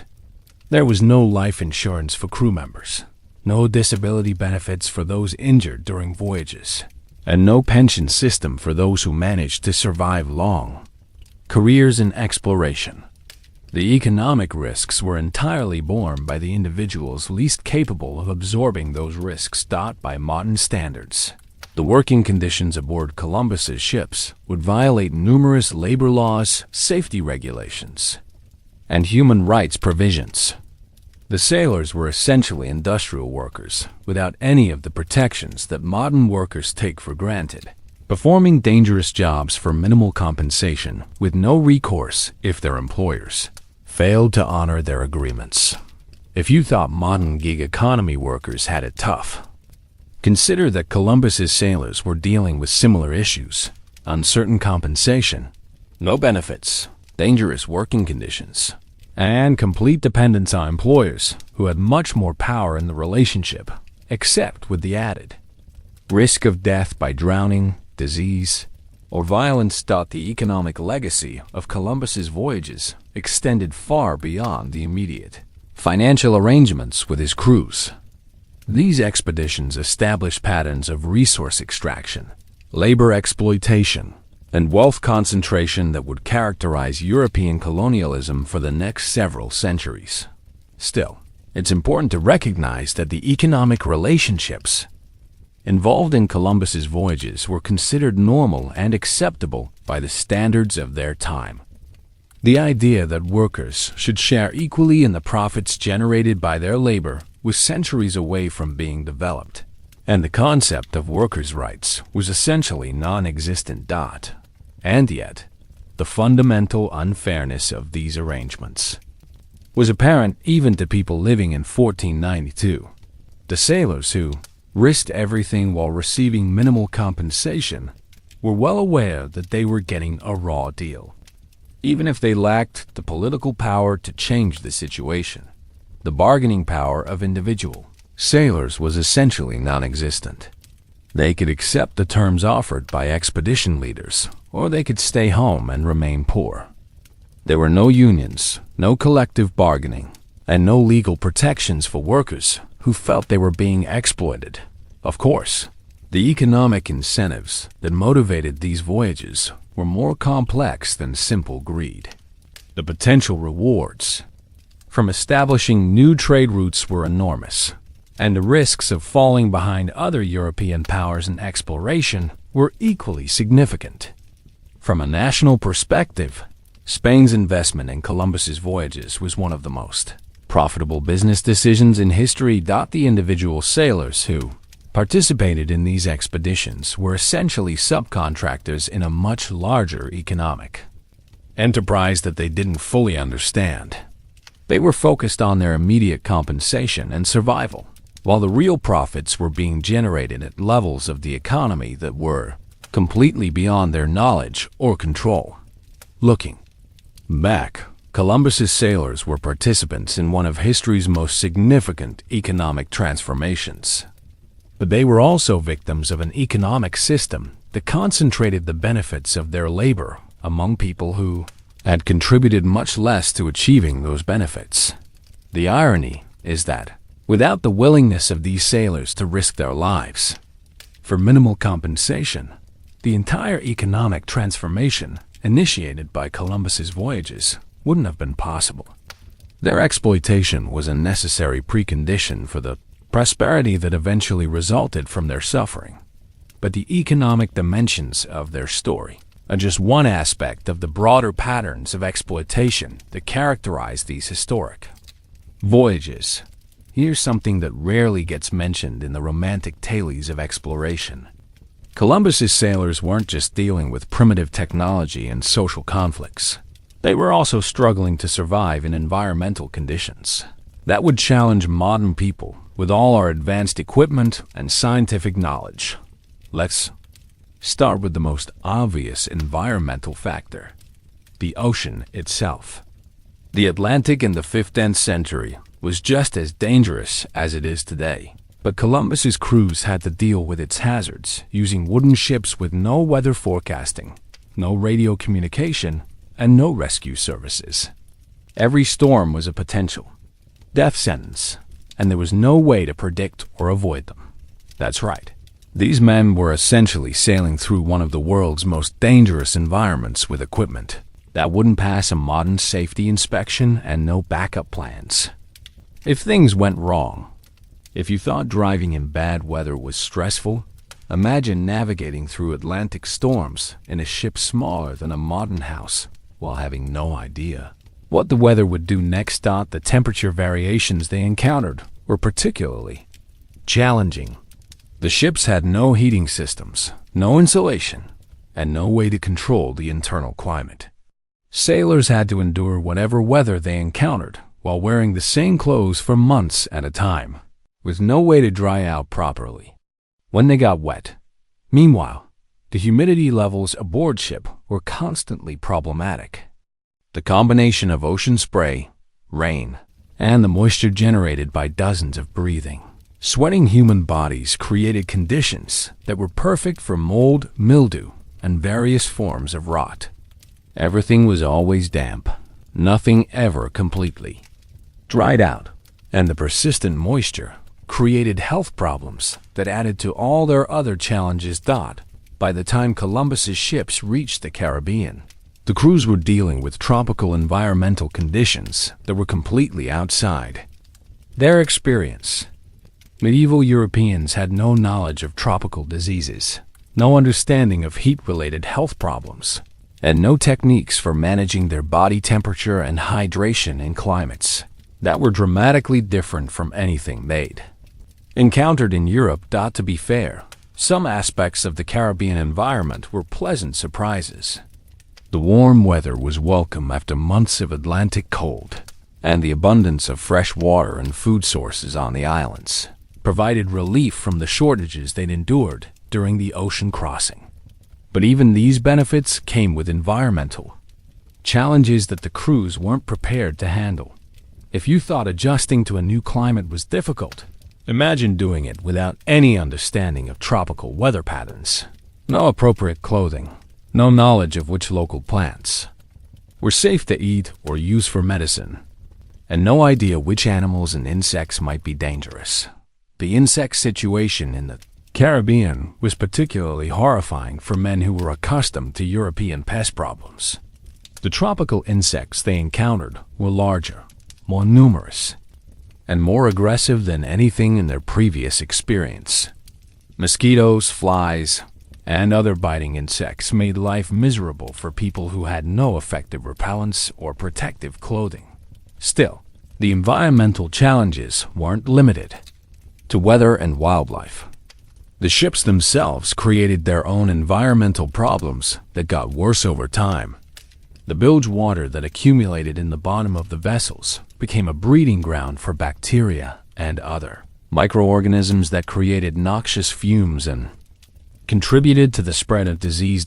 And yet, the crews had to live and work in these conditions day after day, with no way to escape or improve their environment. They couldn't open windows for fresh air, couldn't step outside for a break, and couldn't change their surroundings when the environmental conditions became unbearable. The water quality issues were particularly dire from an environmental health perspective. The crews had to drink water that had been stored for months in wooden barrels, where it developed algae, bacteria, and various forms of aquatic life that made it dangerous as well as disgusting. Modern environmental health standards would have condemned their water supply immediately. Of course, the waste management situation created additional environmental problems.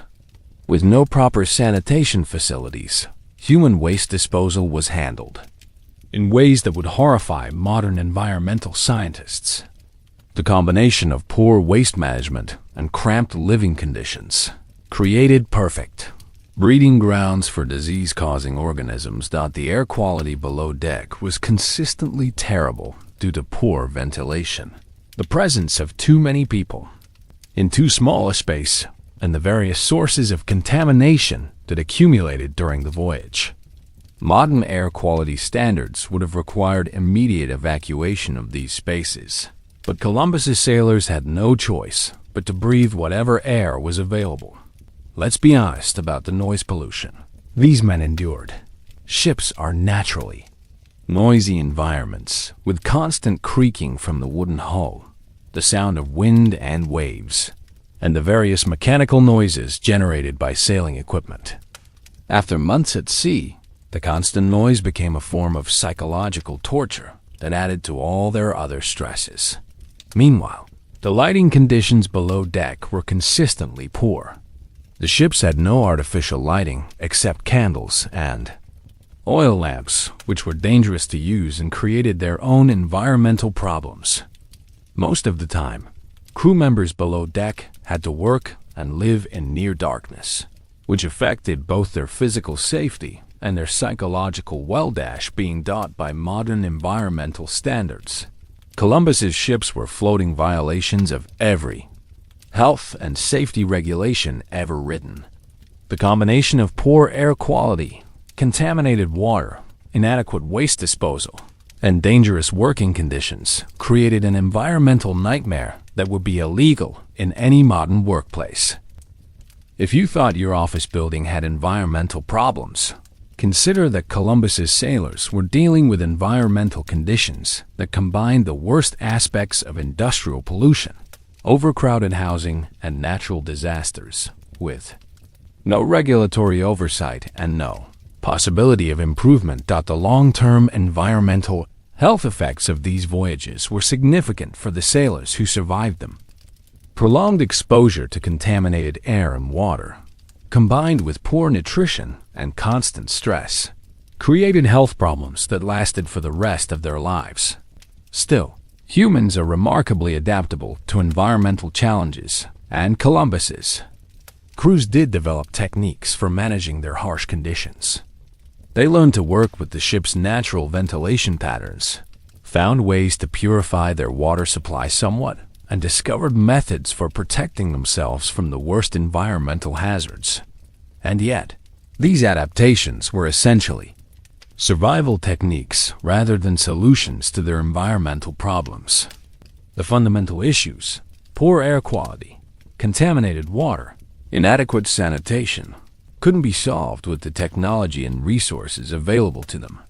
The environmental impact of their voyage extended beyond their immediate survival needs. The introduction of European diseases to indigenous populations in the Americas created environmental changes that affected entire ecosystems, while the ecological disruption caused by colonization had consequences that are still being felt today. Of course, Columbus's sailors couldn't have understood the broader environmental implications of their voyage. They were focused on their immediate survival in conditions that challenged every aspect of human environmental adaptation. Looking back, Their ability to survive and function in such challenging environmental conditions speaks to both human resilience and the extraordinary circumstances that can bring out capabilities people didn't know they possessed. But it also highlights the environmental costs of exploration and expansion that are often overlooked in historical accounts. The environmental hell that Columbus's sailors endured was just one more layer of the comprehensive nightmare that was life aboard these historic vessels. Let's talk about the massive technology gap that made Columbus's voyages exponentially more dangerous than they needed to be. We're dealing with men trying to accomplish 16th century goals using 15th century technology, and the gap between what they wanted to do and what their equipment could actually handle nearly killed everyone involved. The navigation technology available to Columbus was, put it charitably, inadequate for transoceanic voyages. His primary tools were a magnetic compass that wasn't entirely reliable, an astrolabe for measuring latitude that was difficult to use accurately on a moving ship, and dead reckoning techniques that accumulated errors over long distances. Let's be honest about what dead reckoning actually involved.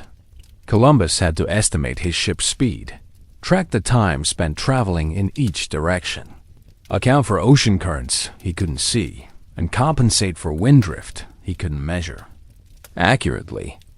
Then he had to do complex calculations using all this imprecise data to determine where he was on a planet whose size he had calculated incorrectly. That's right. Columbus was essentially trying to navigate across thousands of miles of ocean using the maritime equivalent of driving cross-country with a broken speedometer, a compass that sometimes pointed in the wrong direction, and a map that was mostly blank. If you thought GPS malfunctions were stressful, imagine navigating without any electronic assistance whatsoever. Meanwhile, the shipbuilding technology of 1492 was impressive for its time, but completely inadequate for the stresses of ocean exploration. The ships were built using techniques that worked well for Mediterranean and coastal Atlantic sailing, but they weren't designed for the sustained punishment of multi-month ocean voyages by modern standards. Columbus's ships were floating death traps. They had no watertight compartments, so any serious breach would sink the entire vessel. They had no backup systems, so the failure of critical equipment could strand the crew in the middle of the ocean. And they had no means of emergency communication. So, if something went wrong, no one would know about it until the ship either returned or failed to return. To be fair, these ships represented the best maritime technology available in Europe at the time. The problem was that the best available technology wasn't good enough for what Columbus was trying to accomplish. He was pushing the limits of what was technically possible, and his crews were paying the price for being beta testers of transoceanic exploration. If you thought modern software beta testing was frustrating, imagine beta testing exploration techniques where the bugs could kill you, and there was no technical support to call when things went wrong. The communication technology was virtually non-existent. The 3 ships in Columbus's fleet could only communicate with each other through visual signals during daylight hours when they were close enough to see each other clearly. There were no radios, no signal flags that could be seen at long distances, and no emergency beacons if ships became separated. Still, the crews developed improvised communication techniques using their limited equipment. They learned to use cannon, fire, light signals, and ship positioning to convey basic information between vessels. But these methods were crude and limited, and they provided no way to call for help if the entire expedition got into trouble. And yet, the most dangerous technology gap was probably in medical equipment and knowledge. The ship's medical supplies were based on medieval understanding of health and disease, which meant they often made problems worse rather than better. The surgical instruments were primitive, there were no anesthetics, and the treatments were based on superstition rather than science. The preservation technology for food and water was equally problematic.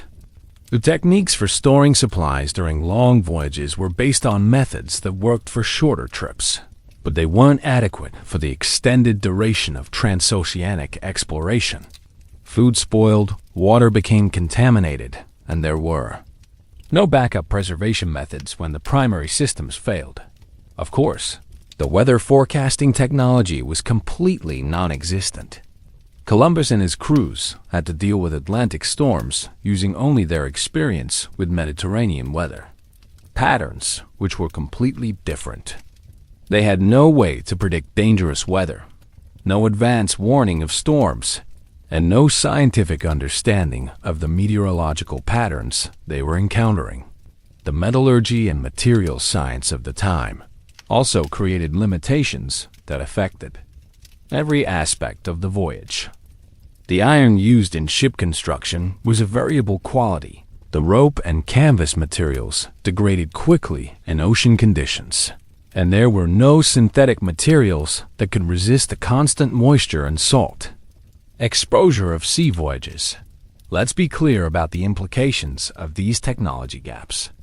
Columbus's sailors were essentially trying to accomplish one of history's most challenging technical feats, using equipment that was marginally adequate for much simpler tasks. The success of their voyage was due more to luck and human determination than to the quality of their technology. Meanwhile, the lack of backup systems meant that any equipment failure could become a life-threatening emergency. When sails tore, they had to be repaired using whatever materials were available. When navigation instruments failed, the crews had to rely on increasingly unreliable estimates. When ships started leaking, they had to find ways to patch the holes, using supplies that weren't designed for major repairs, by the standards of the time. Columbus's expedition was well-equipped and thoroughly prepared. The problem was that the standards of the time weren't adequate for what they were trying to accomplish. They were pushing the boundaries of what was technically possible, and they were doing it without any margin for error. If you thought dealing with technology failures was frustrating, imagine dealing with technology that was inadequate for your needs from the beginning, with no possibility of upgrades, technical support, or replacement equipment. The remarkable thing about Columbus's voyages isn't that they succeeded, it's that they succeeded despite using technology that was completely inadequate for the task. The crews overcame the limitations of their equipment through ingenuity, determination, and sheer luck, but the technology gaps created unnecessary risks and hardships that cost lives. Still, these voyages did advance maritime technology by identifying the limitations of existing equipment and techniques.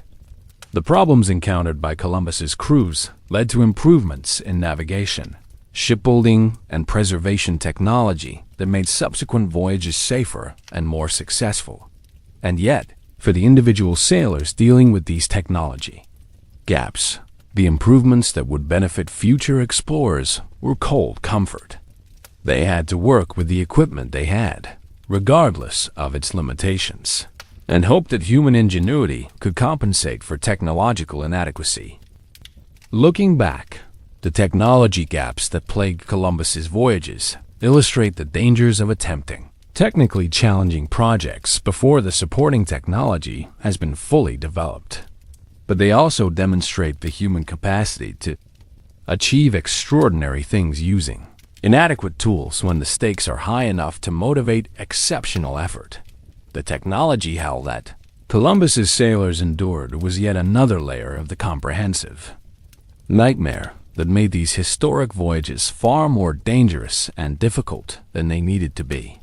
But even with all these technological limitations, social conflicts, environmental challenges, and economic exploitation, there's still more to the story of why it sucked to be a sailor on Columbus's voyages. Now let's dive into something that permeated every aspect of life aboard Columbus's ships, but rarely gets the attention it deserves.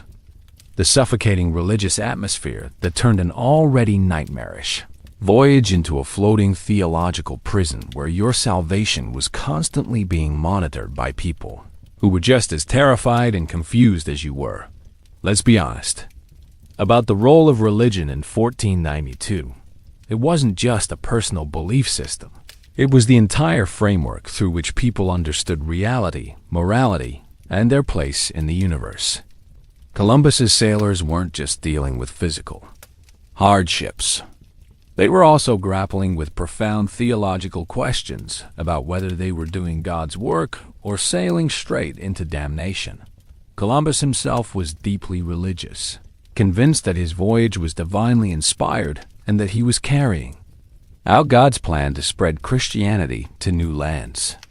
This wasn't just personal motivation. It was official expedition policy. The crews were required to participate in daily prayers, observe religious holidays, and conduct themselves according to Christian moral standards, all while dealing with conditions that would test any saint's faith. That's right, all these men were eating bug-infested food, sleeping in their own filth, and wondering if they were going to die horribly in the middle of the ocean. They were also expected to maintain perfect Christian behavior and express gratitude to God for their circumstances. If you thought workplace religious requirements were uncomfortable, imagine having your eternal salvation evaluated by a captain who thought God personally wanted him to sail west. Meanwhile, the ship's chaplain, when there was one, served as both spiritual advisor and moral police, monitoring the crew's behavior for signs of sin, heresy, or insufficient faith. This created an additional layer of surveillance and judgment that made the already stressful conditions even more psychologically oppressive. By medieval standards, blasphemy, cursing, and other expressions of frustration were serious sins that could endanger not just the individual sailor's soul, but the spiritual welfare of the entire expedition. This meant that normal human responses to extreme stress, anger, despair, profanity, were treated as moral failings that required confession, penance, and constant vigilance. To be fair, religion also provided comfort and meaning to sailors who were dealing with circumstances beyond their control. The belief that their suffering served a divine purpose, that God would protect them if they remained faithful, and that their hardships would be rewarded in the afterlife, helped many crew members maintain hope and purpose during their darkest moments. If you thought modern workplace wellness programs were intrusive, imagine having your spiritual health constantly monitored by colleagues who believed that your personal relationship with God could literally determine whether everyone on the ship lived or died. The daily religious observances required aboard Columbus's ships were extensive and time-consuming. Morning prayers, evening prayers, grace before meals, prayers for favorable winds, prayers for protection from storms, prayers for the success of the voyage, and special prayers for saints' days and religious holidays. When you're already dealing with exhausting physical labor and minimal rest, mandatory religious services felt like additional punishment. Still, these religious requirements created structure and routine that helped maintain discipline and morale during the long, monotonous weeks at sea. The shared rituals provided a sense of community and common purpose that transcended the social divisions between officers and crew. Experienced sailors and landlubbers. And yet, the theological implications of their voyage created ongoing anxiety for many crew members. Were they exploring new parts of God's creation, or were they trespassing in areas that humans weren't meant to visit? Were they spreading Christianity to new peoples, or were they risking their souls by associating with pagans and heathens? The concept of divine punishment was particularly terrifying for sailors who were already dealing with more than enough natural hazards. Every storm, every illness, every equipment failure could be interpreted as God's displeasure with the expedition's conduct. This created a psychological burden that went far beyond the normal stresses of ocean travel. Of course, the religious requirements also created practical problems. Religious holidays meant changes in work routines. Dietary restrictions meant additional complications for meal planning, and the prohibition against certain activities on holy days could interfere with essential ship operations during emergencies. Let's be clear about the confession situation. It was psychologically brutal. In the confined space of a ship, there was no privacy for confession, which meant that everyone knew when someone was struggling with spiritual issues. The social pressure to appear faithful and morally upright was enormous, especially when any sign of spiritual weakness could be interpreted as a threat to the entire expedition's divine protection. Meanwhile, the interpretation of their discoveries through a religious lens created its own complications. When they encountered indigenous peoples in the Americas, the crew had to reconcile their Christian worldview with the reality of cultures that had developed completely different spiritual traditions. This challenged fundamental assumptions about religion, morality, and human nature in ways that were psychologically disturbing by the standards of their time. The religious observances aboard Columbus's ships were normal and expected, but the combination of extreme physical stress and intensive spiritual monitoring created conditions that were emotionally and psychologically exhausting for people who were already pushed to their limits. If you thought modern discussions about religion in the workplace were complicated, imagine dealing with religious requirements that were literally matters of life and death, enforced by people who genuinely believed that spiritual failure could result in divine retribution that would kill everyone involved. The social dynamics around religion aboard ship were fascinating and terrible. Crew members who were known for their piety received better treatment and more trust from officers, while those who showed signs of spiritual struggle were viewed with suspicion and sometimes subjected to additional monitoring and discipline. Still, the shared religious experience did create genuine bonds among crew members who found comfort in collective worship and mutual spiritual support. The belief that they were all participating in a divinely inspired mission provided meaning and purpose that helped them endure hardships that might otherwise have broken their spirits. And yet, the constant religious pressure also created resentment among sailors who felt that their spiritual lives were being micromanaged by people who had no better understanding of God's will than they did. The gap between religious ideals and the brutal realities of ship life created ongoing cognitive dissonance that was mentally exhausting. The long-term psychological effects of this religious intensity were significant. Many of Columbus's sailors returned from their voyages with either strengthened faith that had been tested and proven under extreme conditions, or profound spiritual doubt that lasted for the rest of their lives. Looking back, the religious dimensions of Columbus's voyages illustrate both the comfort and the oppression that organized religion could provide in medieval society. For some sailors, faith was their most important survival tool. For others, religious requirements were just another layer of the comprehensive nightmare that was life aboard these ships. But the religious nightmare was just one more aspect of the all-encompassing hell that defined the experience of sailing with Columbus. Here's something that doesn't get nearly enough attention. When we talk about Columbus's voyages, these sailors were operating in a complete information vacuum, making life or death decisions based on rumors, speculation, and outright misinformation that would make modern conspiracy theories look like peer-reviewed science. Let's be honest about the state of geographical knowledge in 1492. Most of what educated Europeans knew about the world beyond their immediate experience was based on ancient texts, travelers' tales that had been embellished through countless retellings and theoretical calculations that were often completely wrong. Columbus himself was working with geographical assumptions that were off by thousands of miles, and his crews had no way to verify any of the information they'd been given. That's right, these men were risking their lives based on what amounted to medieval Wikipedia entries written by people who had never been to the places they were describing, edited by scholars who prioritized classical authorities over empirical observation, and distributed through information networks that were about as reliable as a game of telephone played across centuries.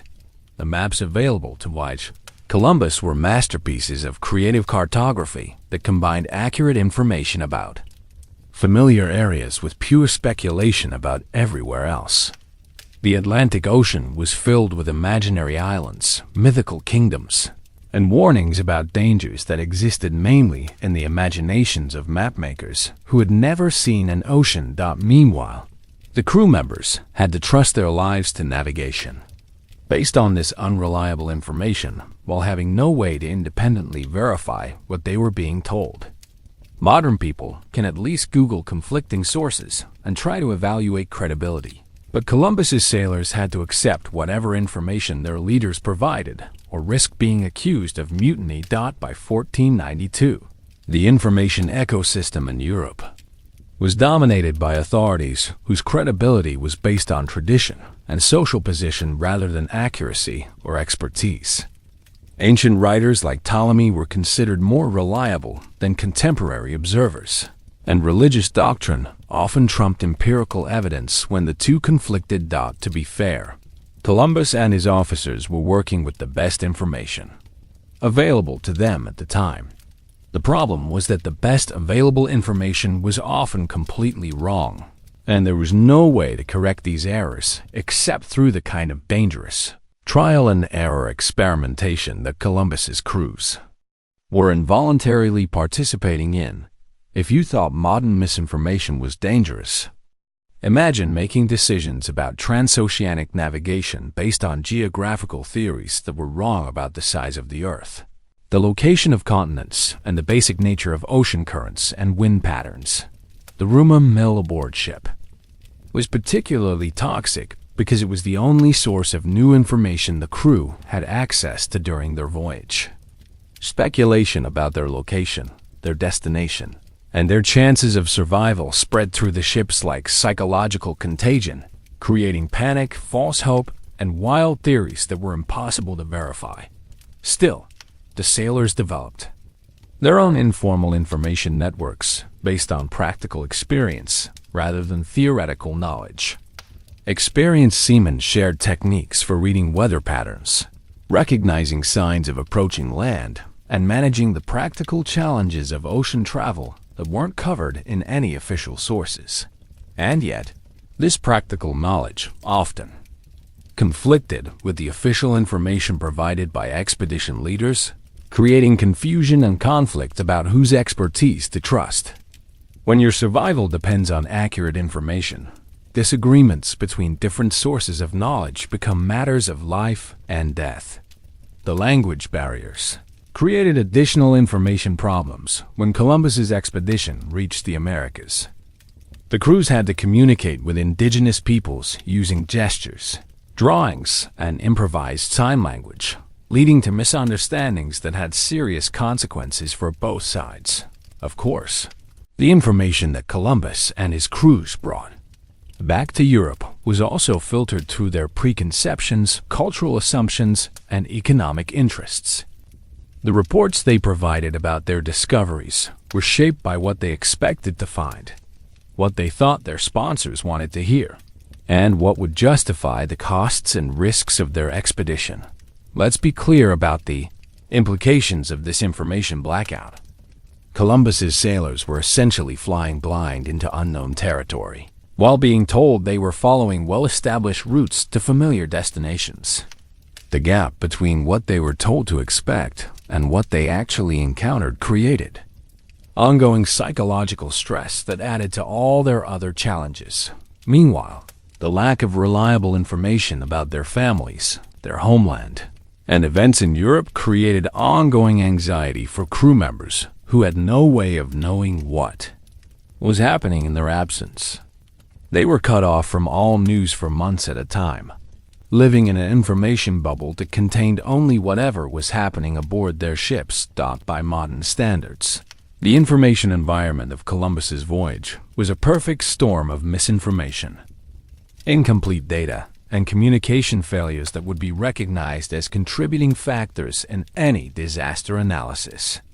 But in 1492, This was just the normal state of long-distance travel and exploration. If you thought information overload was stressful, imagine information starvation. Months without any new information about anything beyond your immediate surroundings, combined with the knowledge that important events were probably happening that could affect your future, but that you had no way of learning about. The social dynamics around information aboard ship were complex and often toxic. Rumors and speculation spread quickly in the confined space, creating anxiety and conflict that affected the entire crew's morale and effectiveness. Officers tried to control information flow to maintain discipline, but this often made the rumor mill even more active and destructive. Still, some crew members adapted to the information blackout by focusing on immediate, practical concerns that they could observe and influence directly. They learned to read their environment carefully, pay attention to details that might affect their survival, and develop expertise in areas where accurate information was available through direct experience. And yet, the long-term psychological effects of living in such an information-poor environment were significant. Many of Columbus's sailors struggled with uncertainty and anxiety that lasted long after their return to Europe, having learned that the information they'd been given about the world was often completely wrong. Looking back, the information problems that plagued Columbus's voyages illustrate the dangers of making major decisions based on incomplete or inaccurate data. But they also demonstrate the human capacity to function and even succeed when reliable information is unavailable and survival depends on improvisation and adaptation. The information blackout was yet another layer of the comprehensive nightmare that made life aboard Columbus's ships far more difficult and dangerous than it needed to be. So here we are, at the end of our journey through the floating hell that was life aboard Columbus's ships.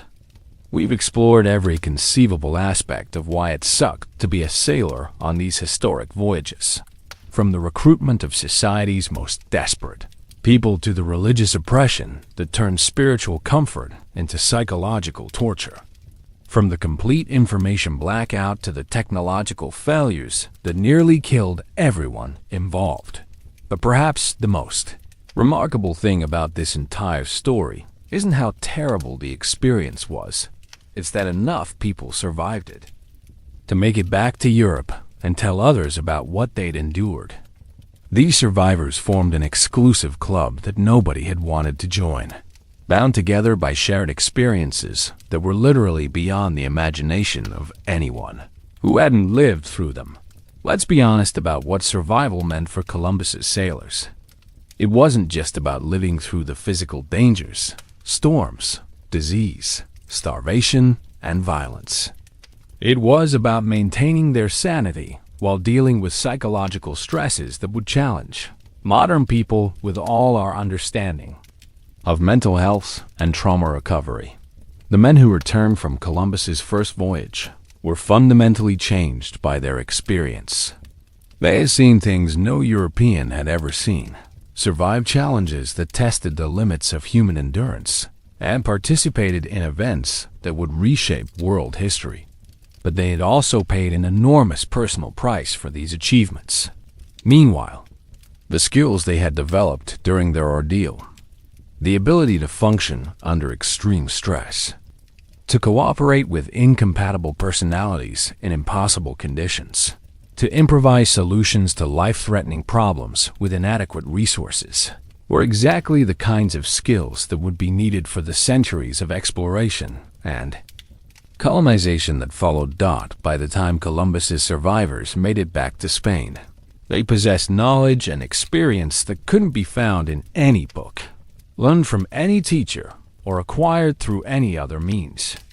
They had become specialists in survival under conditions that most people couldn't even imagine, and their expertise would be valuable for future expeditions to the Americas. To be fair, not all of this knowledge was immediately recognized or properly valued. The survivors' accounts of their experiences were often dismissed as exaggeration or misunderstood by people who hadn't shared their ordeal. The gap between their extraordinary experiences and ordinary European life was difficult to bridge. If you thought readjusting to normal life after a challenging experience was difficult, imagine trying to reintegrate into medieval European society after months of living in conditions that were literally unprecedented in human history. Having participated in discoveries that challenged fundamental assumptions about geography, culture, and human nature. The survivor's guilt experienced by many of Columbus's crew members was probably intense. They had lived through experiences that killed other men, participated in events that led to the deaths of indigenous peoples, and returned home while colleagues had died or remained in the Americas. This created psychological burdens that lasted for the rest of their lives. Still, these survivors also carried with them the satisfaction of having accomplished something truly extraordinary. They had proven that transoceanic exploration was possible, established connections between continents that had been separated for thousands of years, and opened up possibilities for human development that are still being realized today. And yet, the personal costs of their achievement were enormous. Many survivors never fully recovered from the physical and psychological damage of their voyage. They had traded their health, their peace of mind, and in many cases their normal life expectancy for the opportunity to participate in world-changing events. The social dynamics among Columbus's survivors were complex and lasting. These men shared bonds forged under extreme conditions that were stronger than normal friendships or professional relationships. They had depended on each other for survival in ways that created obligations and connections that lasted for the rest of their lives. Of course, they also shared knowledge about each other that went far beyond normal social boundaries. They had seen each other at their worst, knew each other's fears and weaknesses, and had witnessed behavior under stress that revealed character in ways that peaceful circumstances never could. Looking back over more than 5 centuries, Columbus's survivors represent both the best and worst aspects of human exploration and discovery. They were brave enough to risk everything for the possibility of advancement and knowledge, but they were also participants in processes that often came at enormous cost to other people and cultures. Let's be clear about their legacy. These men didn't set out to change world history. They were just trying to survive a series of challenges that seemed almost designed to kill them.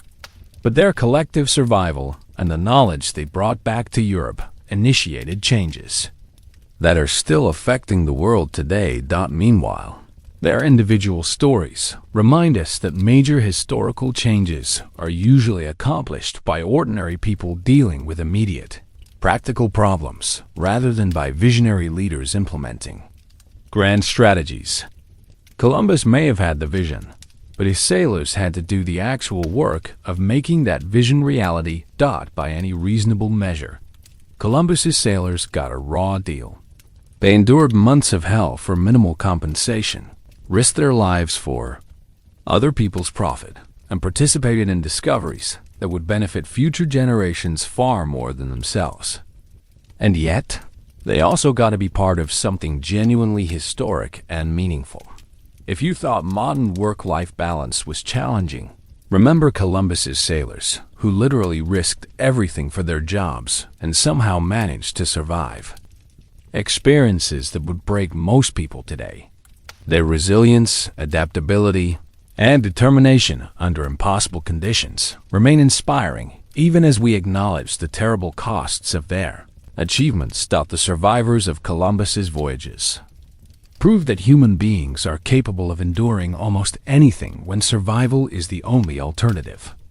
They also prove that extraordinary achievements often require extraordinary sacrifices, and that the people who make history are often the same people who pay the highest price for historical change.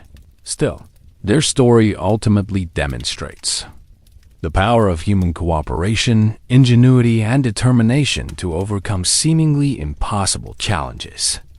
Despite everything that went wrong, and as we've seen, almost everything that could go wrong did go wrong.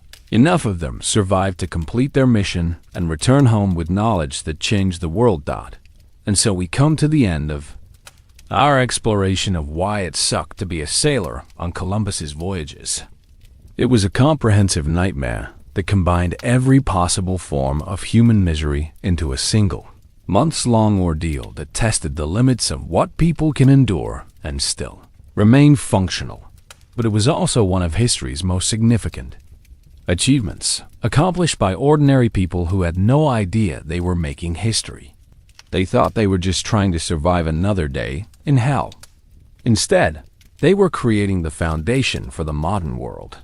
Not bad for the worst job in the world, when you think about it. So here we are at the end of our journey through the maritime hell that was life aboard Columbus's ships. After exploring every aspect of this floating nightmare, from the recruitment of desperate criminals to the luxury accommodations that made medieval prisons look comfortable, from the gourmet dining experience featuring bug-infested hardtack to the medical care provided by people who thought demons caused illness, we have to ask ourselves, was it worth it? Let's be honest about what Columbus's sailors actually accomplished. From their perspective, most of them endured months of unimaginable hardship for minimal financial reward, discovered lands that weren't the wealthy Asian kingdoms they'd been promised, and returned home with exotic stories that few people believed, and health problems that lasted for the rest of their lives.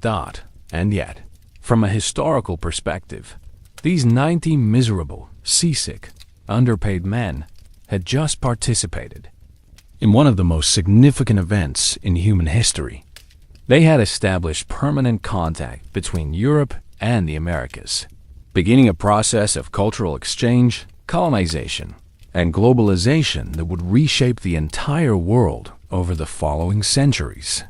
That's right, while these sailors were complaining about weevils in their bread and trying not to die from dysentery, they were unknowingly serving as the advance guard of a transformation that would affect every subsequent generation of human beings. Talk about not seeing the forest for the trees, or in this case, not seeing the historical significance for the SEAs, ICK and ESS. Got to be fair, we can't blame Columbus's crews for focusing on their immediate survival rather than contemplating their place in world history. When you're dealing with scurvy, potential mutiny, and the constant possibility of drowning in the middle of the Atlantic, it's difficult to maintain perspective about your long-term historical significance. The legacy of these voyages is enormously complex. On one hand, Columbus's expeditions began the European exploration and colonization of the Americas, leading to technological exchange, economic development, and cultural diffusion that benefited millions of people over the following centuries. On the other hand, this same process led to the destruction of indigenous civilizations, the establishment of slavery, and environmental changes that are still affecting the world today. Meanwhile, the individual stories of Columbus's sailors remind us that history is made by real people dealing with immediate, practical problems. These weren't superhuman heroes or visionary explorers. They were ordinary people trying to survive extraordinary circumstances while hoping to improve their personal situations. If you thought modern workers had it tough, consider that Columbus's sailors helped create the modern world while dealing with working conditions that would violate every labor law ever written. They established the foundations of global trade and cultural exchange, while eating food that was literally decomposing and sleeping in conditions that would be considered torture by contemporary standards. The techniques and procedures developed during Columbus's voyages, the navigation methods, the crew organization, the supply management, the crisis response protocols, became the template for centuries of ocean exploration. Every subsequent expedition to the Americas built on the hard-won knowledge that Columbus's crews had gained through suffering and trial and error. Still, it's worth remembering that most of these innovations came at enormous human cost. The sailors who developed these survival techniques did so because their lives depended on it, and many of them died in the process of learning what worked and what didn't. Of course, the broader historical impact of Columbus's voyages extends far beyond the immediate experiences of his crews. The Columbian Exchange, the transfer of plants, animals, cultures, and diseases between the Old and New Worlds, was perhaps the most significant biological and cultural event in human history since the development of agriculture. But this grand historical process began with 90 men crammed into 3 small ships, eating terrible food, dealing with primitive medical care, and following a captain who was absolutely convinced he knew where he was going, despite considerable evidence to the contrary.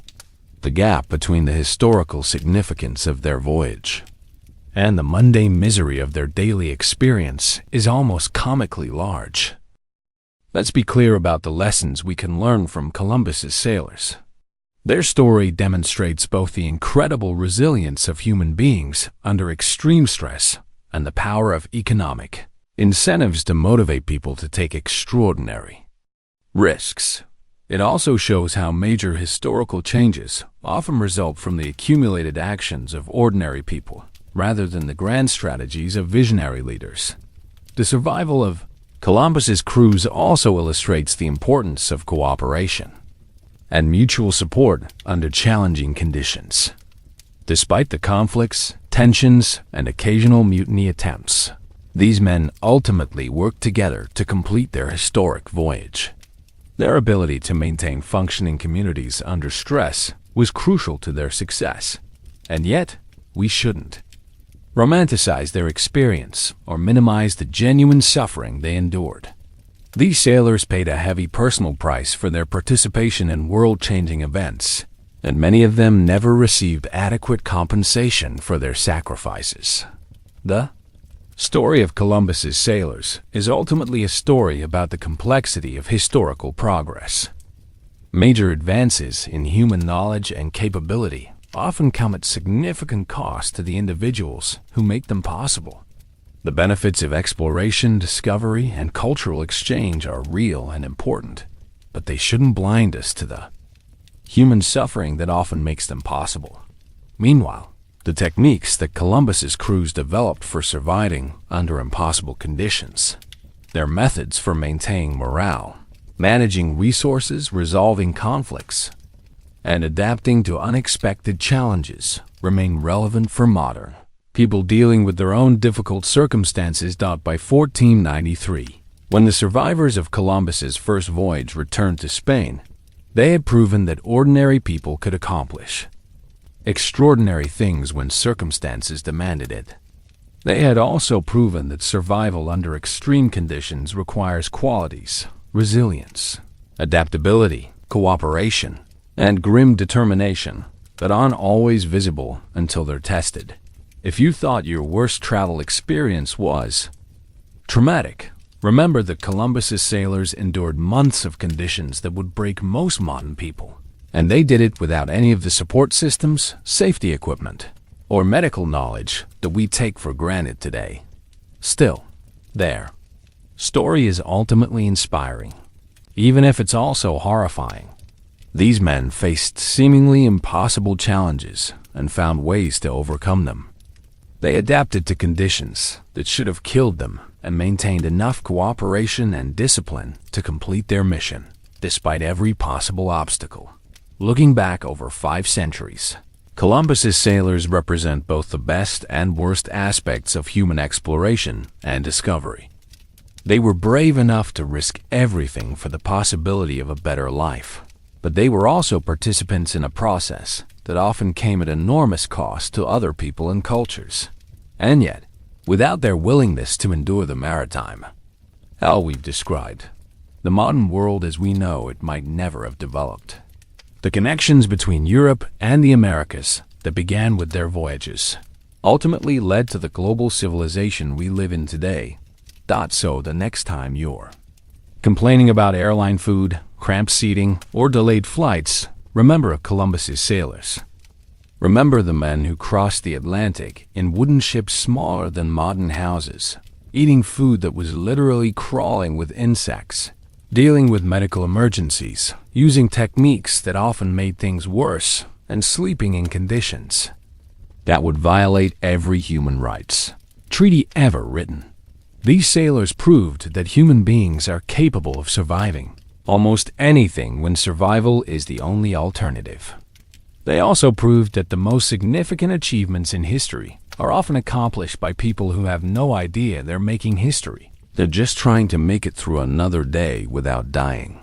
Their legacy is the world we live in today, a globally connected civilization where people routinely travel distances that would have taken Columbus months to cover, eat food from around the world, and take for granted the kind of international exchange that began with 90 miserable sailors crammed into 3 small ships in 1492.